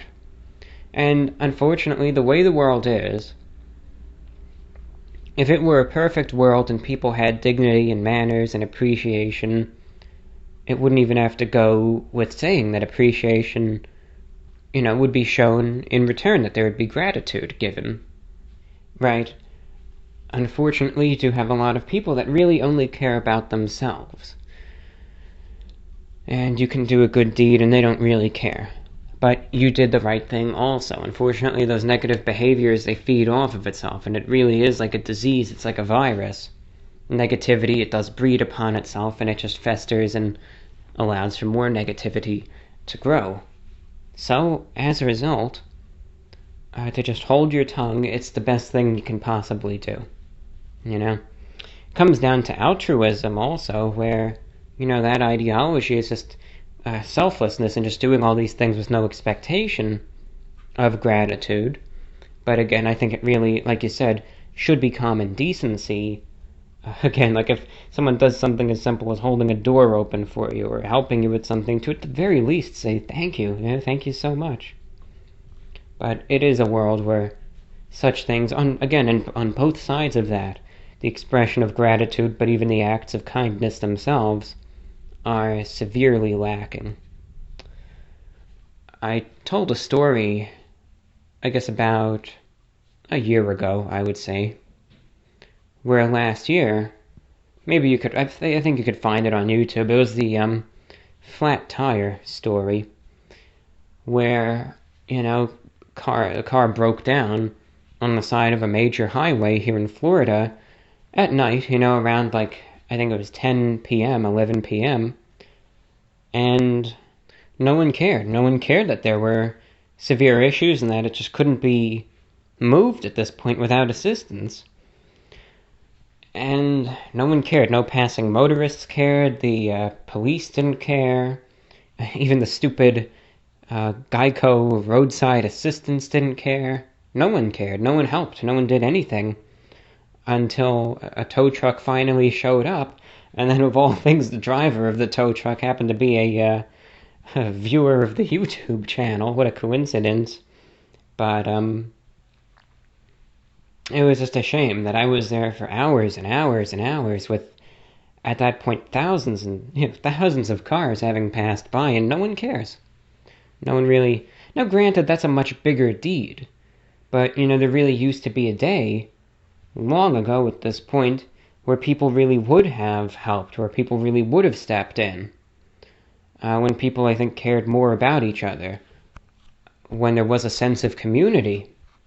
This all ties together. When there really was a sense of community, I think in many towns and even cities, and people just, they looked after each other more.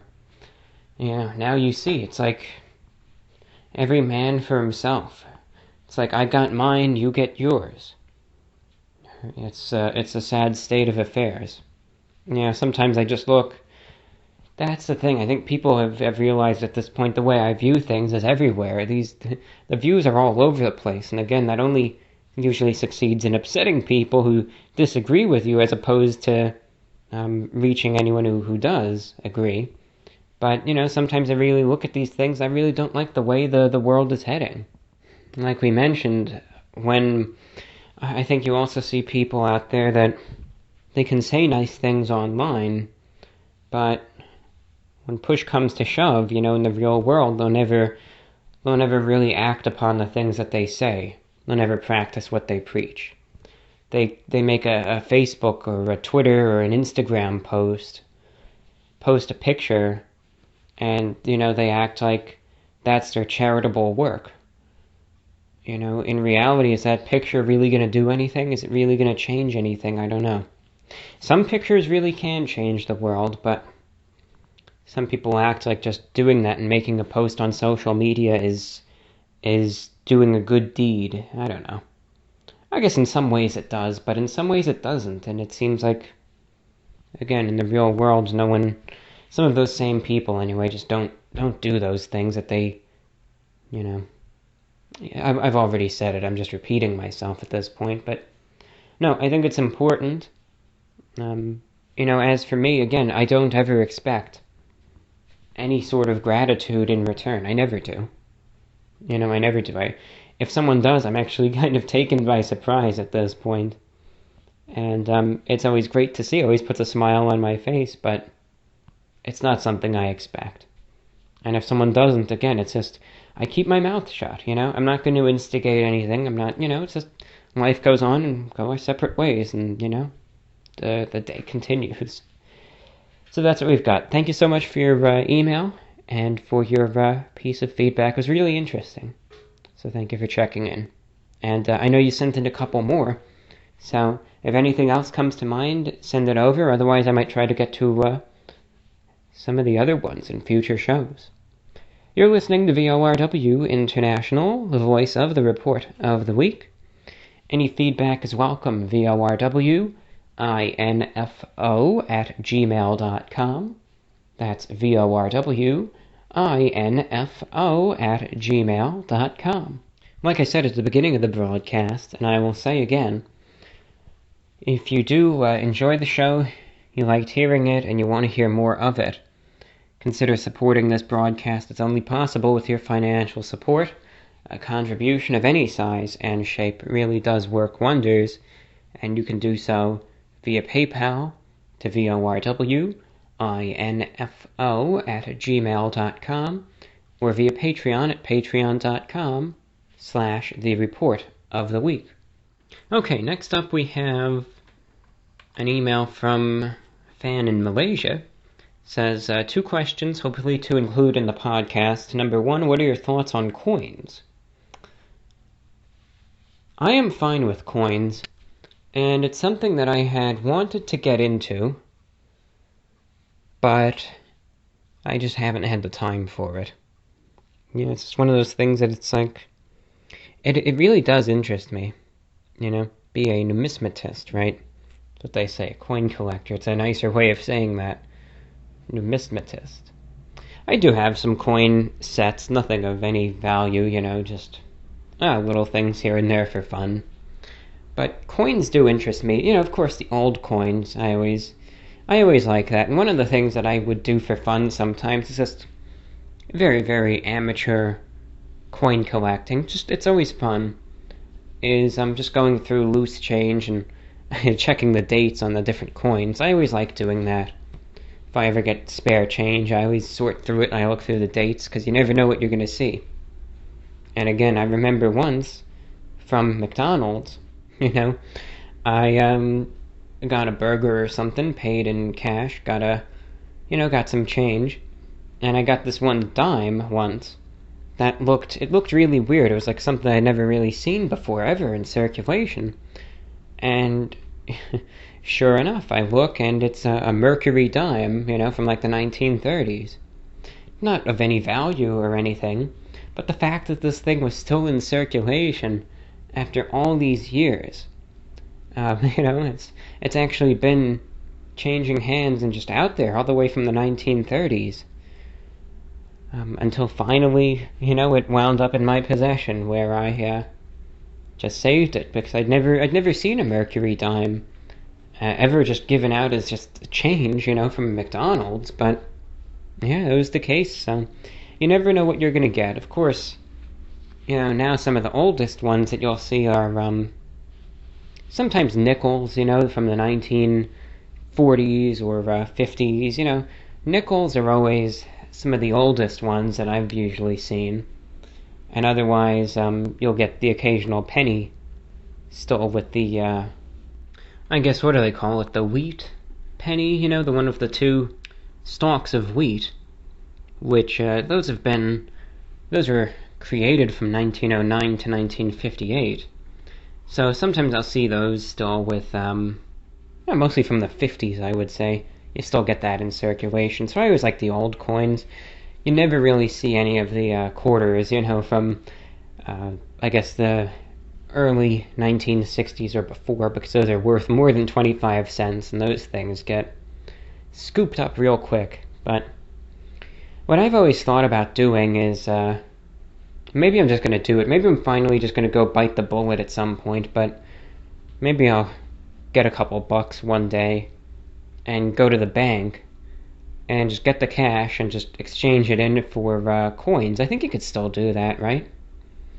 And, just get whatever it is, whatever I want to do, 25, $50 worth of, let's say, dimes or nickels. Or, again, quarters is very, very iffy. I doubt you'll ever find much, because people go through that stuff like you wouldn't believe. But maybe some of the smaller change, maybe even pennies, just for fun. Why not? Put a pair of gloves on and just start sort through it, see what you find. I don't know, it's fun to me. Now it's always interesting how they changed the design of the penny, right? Where you have, again, it used to have the wheat on the back for so long. Then it had the Lincoln Memorial, I guess from 1959 to 2008. Those are the ones that you still see a lot of. Then from like 2008 to 2010, they just had all these like special ones, just I guess commemorating the life of Abraham Lincoln. And then from 2010 to present, they had the NFL shield on the back. I couldn't help myself. I'm sorry. Ever since I saw that, I thought, wow, they put the NFL shield on the back of the penny now. Such a bad joke, but some people are going to find that tasteless, but I can't help it. Every time I see a penny now and it has the shield on the back, I think, oh, wow, they're really staking out how important the NFL is to the country at this point, I guess, right? You can't live without your professional football. But anyway, I'm off topic. I have been quite a bit tonight. Second, though, from our Malaysian listener, a second question just says, I really liked your outfit in the Little Caesars Crazy Bread video. Most people, when they wear long sleeve shirts, the fit is way too tight and looks awful. Yours is quite loose, and it is great. Well, thank you. Thank you very much for your kind words. Not too many people really say that anymore. Everyone likes the tight stuff. Everyone likes the real tight shirts. I've never been one for that. I always wear clothing, yes, in a dated fit, but that's just the way that I like it. That's I'm comfortable in it, and that's the way that I look. That's the way that I want to look. And if someone wants to wear the real tight stuff, I don't care. Then go wear it. It doesn't bother me. But I've just never been a fan of it. Like with that outfit, for instance, pretty much everything there is vintage.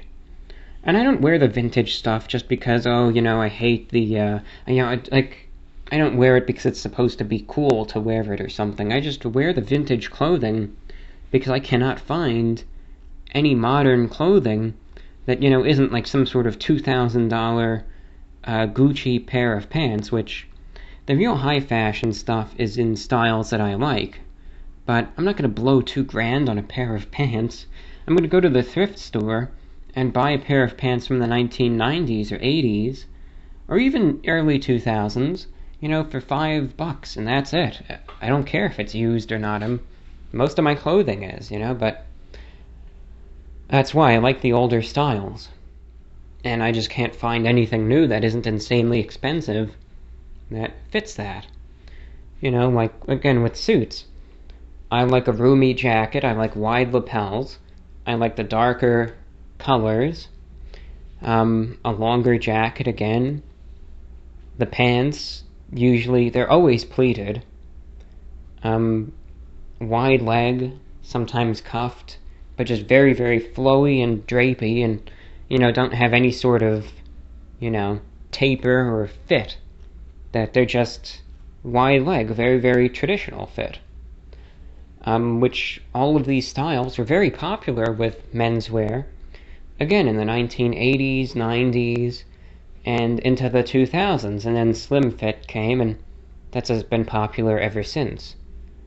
So, I just prefer the traditional fit, but that's still, for how many years it's been now, still isn't popular anymore, and no places really make it, or if they do, the quality is horrendous, or it's extremely expensive, so I just go with the vintage stuff. Same thing, with like shirts. You can usually see there's always room in the sleeves, because I always like that.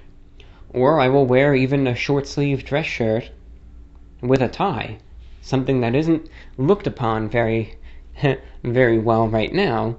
But again, look in the 1990s, you had plenty of businessmen that wore a short sleeve dress shirt with a tie.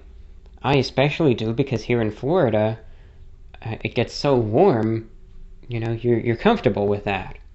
So, I wear a short sleeve dress shirt with the necktie probably, 3 or 4 times a week, every week. But it's as comfortable, and the sleeves on that obviously cut off at the shoulder, but are very wide as well. So, I like the styles that I like, but no, I'm glad you like that too. I'm glad you like the way the shirt is, so thank you. Thank you for your compliment and kind words. We have an email from Maya, who checks in, says, Dear VORW, I heard your latest radio show about the sensitive race topic, and I will just say that I thought it was very well spoken of you, and I agree with you on everything. Unfortunately, I can almost guarantee that there will be other groups complaining and questioning why you don't do the same thing for them. And the group you've been supporting will question why you didn't do more, or that you should support in this way or that way instead. Some might even say use it as a benefit to reach more followers or attention, which all leads to a typical damned if you do, damned if you don't situation. I guess sometimes it's better to avoid political topics altogether to keep your own peace and mind in the long run, but that's just my 2 cents. Do whatever floats your boat.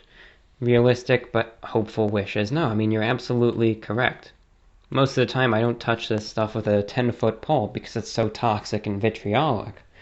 But I just said, look, I examined it very, very carefully beforehand, and it was just one of those things that it wasn't done in a carefree manner. It wasn't done to say, oh yeah, I'm going to go do this today, right? It was something that I spent days thinking about, should I do it, should I not? Originally, I was going to keep my mouth shut, but I decided, no, I am going to say something about it. And it's just going to be my 2 cents. It's not going to try to make a difference, it's just going to share my thoughts. And I thought, I know some people are going to agree, others are going to disagree.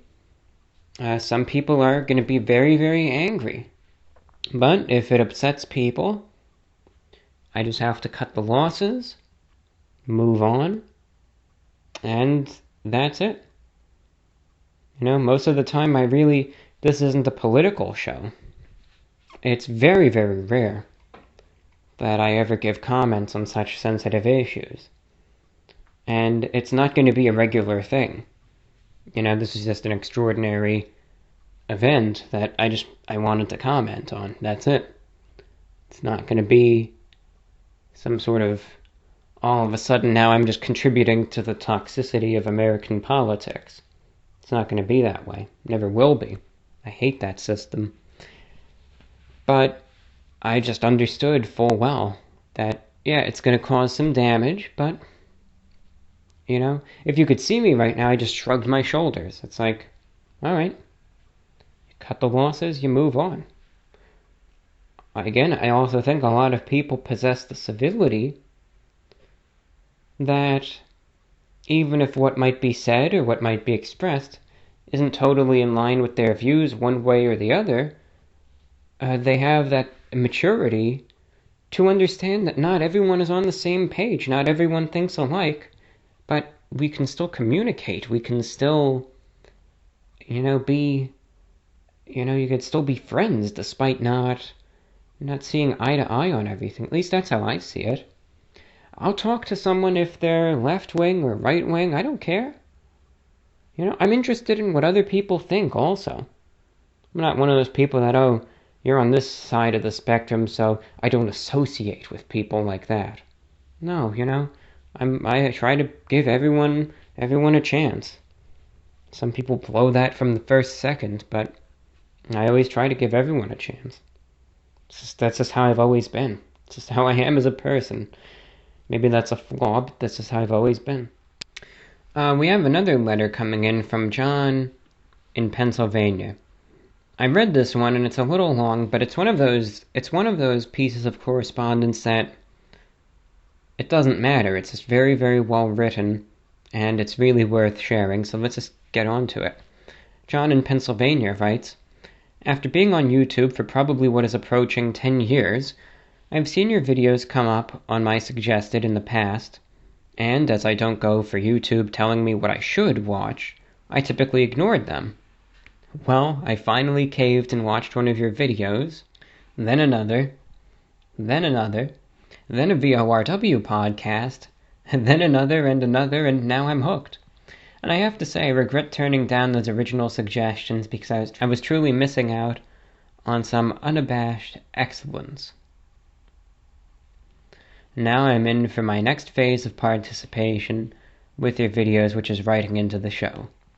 Before I get into the meat and potatoes of my correspondence, I just want to say how dead on the mark a lot of your points and discussions are, and it's a shame that more people don't listen to you. Nevertheless, I really appreciate what you take the time to put forth. I'm writing to you in regards to recent events in America and your Is Society Too Forgetful show. You posted that discussion in October of last year, and I was trying to comb my memory to figure out what it was that was going on that made you have that discussion. I don't recall anything specific, so I took to Google, and all I could come up with were the climate strikes and Greta Thunberg, which ironically enough I think has also fallen out of our memory, or possibly Jeffrey Epstein too, another case of a serious issue that's fallen into oblivion, replaced by the next viral headline. It's a case in point that I cannot remember these things myself, even for the sake of discussing the issue. Hypocritical in a way, I suppose, too. To talk about what's been happening lately, what you said reigns true. Everything has erupted, and all of us are convinced that this will put an unforgettable scar on all our minds that we shall not soon forget. However, is it not a repeat of events that has happened previously? Recently? It was a little more than 5 years ago when Baltimore was shut down due to protests that turned into rampant destruction and violence. Or in Ferguson, Missouri, that same year. Or in Oakland in 2014, or Milwaukee in 2016, or St. Louis in 2017. I can go on. Unrest that stemmed from the same issues that has upended society today. For the events of earlier times, it is made possible, maybe, that we didn't have the social media so deeply ingrained into our lives that we forgot, because it wasn't burned into our memory by seeing something that nearly every other post, swipe, or scroll we see. However, to use a recent example, the Australian fires seem like a faint memory already. Yet it was just 3 to 4 months ago, with the last big coverage being approximately January and February. And it apparently is still ongoing, but reporting was derailed and replaced with coronavirus coverage. That was something that bombarded everyone from nearly every facet of media. Apple had a splash screen on their website to donate, Google had info and donate links right below the search bar, and just about everyone I know or follow shared something about it for a good while. Retweets, Reddit posts, Instagram posts, Facebook shares. It became overwhelming, and I hate to say it, annoying to a certain degree. I would guarantee if you asked someone if they remember the Australian fires, they'd say it was last year or years ago or something, and would be in shock to remember how recent they were. I think the same is going to happen with what has happened lately, just as it happened before. But this will slowly but surely fade away, and fade out of memory, only to have another terrible and tragic incident occur and the cycle repeat. Repeat to the same intensity as if it never happened previously. No one remembering what happened previously. I hope justice is served to those affected, not only now, but for all people from all time. If everyone carried around just a little bit of respect and integrity for themselves and others, the world would be a much gentler place. Apologies for the long letter, but certain things shouldn't be abridged, and I hope to write in again, hopefully for something of a lighter and brighter mood. P.S. I tuned into VORW on the 20th SDR at the 9 p.m. Europe broadcast on May 28th, and it was great. Great signal quality and a great show. And I used to do a radio show in college that was more or less the same as yours, and it brought back good memories. I definitely plan to be a frequent listener. So thank you so much, John, in Pennsylvania. Good to hear from you. I agree wholeheartedly with your email. And it's one of those things that I think, you don't even really need to respond to it, because these views I share as well. So what you said, I agree with completely. And it's a sad thing, but, like I said in the one broadcast that I know you listen to, it might just be how, the human mind is at this point. How it is. We're bombarded with so much stuff. Day after day after day, right? We just are. Even, like another good example, right? Look at the coronavirus, for instance. How many people do you think, I bet they still remember it, but right off the top of their head, how many people do you think are still thinking about what happened on the Diamond Princess cruise ship? I wouldn't say a lot of people, but back in February, that was the talk of the town, the outbreak on the Diamond Princess, the cruise ship there off of Yokohama, Japan. But absolutely, Ferguson, Baltimore, I know those two I really, really followed very, very closely. Yeah. What's changed? Protesting the same thing. That's why I also see sometimes I kind of can be a little bit incoherent. I can jumble my words, but I try to select them carefully. There's a reason also why when I mentioned my comment, when I talked about it in this show, I used the word dream. Very, very carefully. A dream. Because do I think that this is really going to be the end of it? No, I don't. Such deplorable things are going to happen again. And again. And that's also why I said, will not be forgotten. To our best, anyway. Look, I hate to be a downer, but it will escape from memory, probably. You just shake your head. Like you said, And I'll repeat it because it's very true. It's eloquently written and something that I feel as well. If everyone carried around just a little bit of respect and integrity for themselves and others, the world would be a much gentler place. Very, very true words. Thank you, John, in Pennsylvania. A very good email, and it's good to hear from you. Do write again, because I like what you got. So, if anything else comes to mind, go for it. Okay, 2 more emails. We got Mariah in upstate New York. Listening to the newest podcast right now, and I was very surprised that your channel has been flagged. You've been speaking the truth about the coronavirus situation, and have been one of the only sources that I really trust to listen to. It seems like YouTube is trying to stop valid information from being spread, and just headlining breaking news, which a lot of the time is hard for me to believe at this point. Maybe they'll claim it was trying to stop widespread panic? But you see coronavirus updates through biased news sources all the time on the homepage. Your podcast and channels have been one of my favorite things to listen to and watch for quite some time now. I'd be very upset if you got taken down on YouTube. Regardless, I listen to your podcasts on Luminary Media along with the other podcasts I enjoy, but I believe you should be able to monetize your hard work where you please without problems. You are non-offensive and very respectful. I don't see any valid reason there would be to flag your content. It's strange. We have the right to speak freely in our country, but simply speaking your mind in a conscientious way about a crucial topic's out of line. Really hoping it was some sort of fluke. Wishing you the best, from Mariah. Well, thank you, Mariah. Good to hear from you over in upstate New York. Yeah, that's the thing. Again, like I said earlier, I'm a supporter of the First Amendment, but I do understand private enterprise as well. It is a weird feeling, where I could easily talk about conspiracies, again, even just to talk about them, not to promote them, not to push them, but it's like I have to stop myself now. It's like, no, don't talk about it, because you don't know, right? You really don't. So, yeah, it's a strange time. It's a strange time we're living in. This whole year has been, it's been messed up. This whole year, I tell you, it has. Okay, we have, I guess, 1 or 2 more. Alright, we'll do this. 2 last insect stories, and then that'll be that. Number 1, we've got an email coming in from Bill in Ohio, a shortwave listener, also tuned in online. I think he's actually a amateur radio operator. So it says, Dear John, you bring up a good point.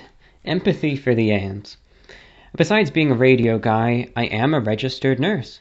And I must confess that while your kill number is 20,000 ants, I've slaughtered what must be now billions of bacteria. I've had little regret for them, although mostly they are beneficial, and relatively few being pathogenic to man, and yet I've killed them all. And yes, it was as premeditated as you ordering Black Flag and Tarot to dispatch them. My motto has always been, kill them all and let God sort them out later. Oh yes, they will get me in the end, because even if they don't cause my actual demise, the second I die they will begin multiplying inside of me, and even outside of me on my very skin, and they will multiply at an exponential rate. But I too will have the ultimate revenge upon them, just as they are at their apex happily dividing and chomping away at me, they shall be consumed in a great fire. One must be firm with these creatures, and I feel the same way about mosquitoes and flies and scorpions, and let's not forget hornets. I've also killed some carpenter ants and termites. All the best. Well, thank you, Bill, over there in Ohio. Good to see that you're a registered nurse as well. I imagine you've been busy in these times, but just thank you for everything that you've done, regardless of the virus or not. I mean, it's, your work really is greatly appreciated by me. And that's a good point. Bacteria, it is the same, but they will have the last laugh in the end, at least for a little bit, right? At least for a little bit. Thank you. It's good to hear from you again. It's been a little while, but good to have you listening still. And final email of the show, we got Jarrett listening in. Says, I was listening to the podcast about the ants, and I'm currently in a similar situation. My girlfriend and I recently moved into an apartment, and it was very nice for the first 2 weeks, but then I found a live German roach living under the sink. And if you don't know about German roaches, they are very invasive and very hard to get rid of. So, worryingly enough, I emailed the landlord, who said there would be a pest control coming next Friday, over 12 days away. I figured that's fine. I've only seen one, but then there was another, and one more. Immediately I bagged up any loose food and moved everything from out under the sink. The last straw was finding about 6 baby roaches in the door crack of the freezer. And I emailed the landlord again and pretty much demanded to get someone out there sooner. But my best friend is an exterminator, and he came over on Saturday and baited the apartment for us. We were clear for over a week of 0 roaches until last night, where I found 1 baby roach. The exterminator sent by the apartment sprayed some sort of bait and didn't seem worried. He also sprayed all the other apartments as well. But who knows how seriously he took those apartments, with me not staring at him while doing it. The situation was and is very stressful. Thankfully, we're only in this place for 3 months, where as of right now, I don't think I'm going to re-sign the lease. Obviously, this problem will continue due to upstairs and downstairs neighbors who probably just don't care. Thank you for your hard work on the podcast. Love listening to these while working. I appreciate the longer ones. Have a great day. Well, thank you, Jarrett, for your story as well. Well, hopefully that gets settled out. Roaches are no fun either. You know, I've dealt with a few, but thankfully not a problem like that. I always set up some sort of glue trap, I think called the roach motel. And that usually seems to do the trick for me. But, roaches are different. Certain things, they're attracted to certain types of baits and traps and all of that. So I hope that gets settled out. I hope that gets taken care of, because it does not sound very pleasant at all. So hopefully that'll get better, and I wish you the best of luck with the roach issue. Thankfully, I've been checking for ants, and still no sign of any new ones, so that's good. At least that seems to be done, which I'm thankful for. And with that, dear listeners, I'm very thankful if you made it all the way to this point in the show. It means a lot to me that you listened and made it through the entire thing. And I hope you enjoyed the program. Remember, your feedback is welcome at VORWinfo@gmail.com. It would be great to hear from you. We'll get to your emails again in the next broadcast.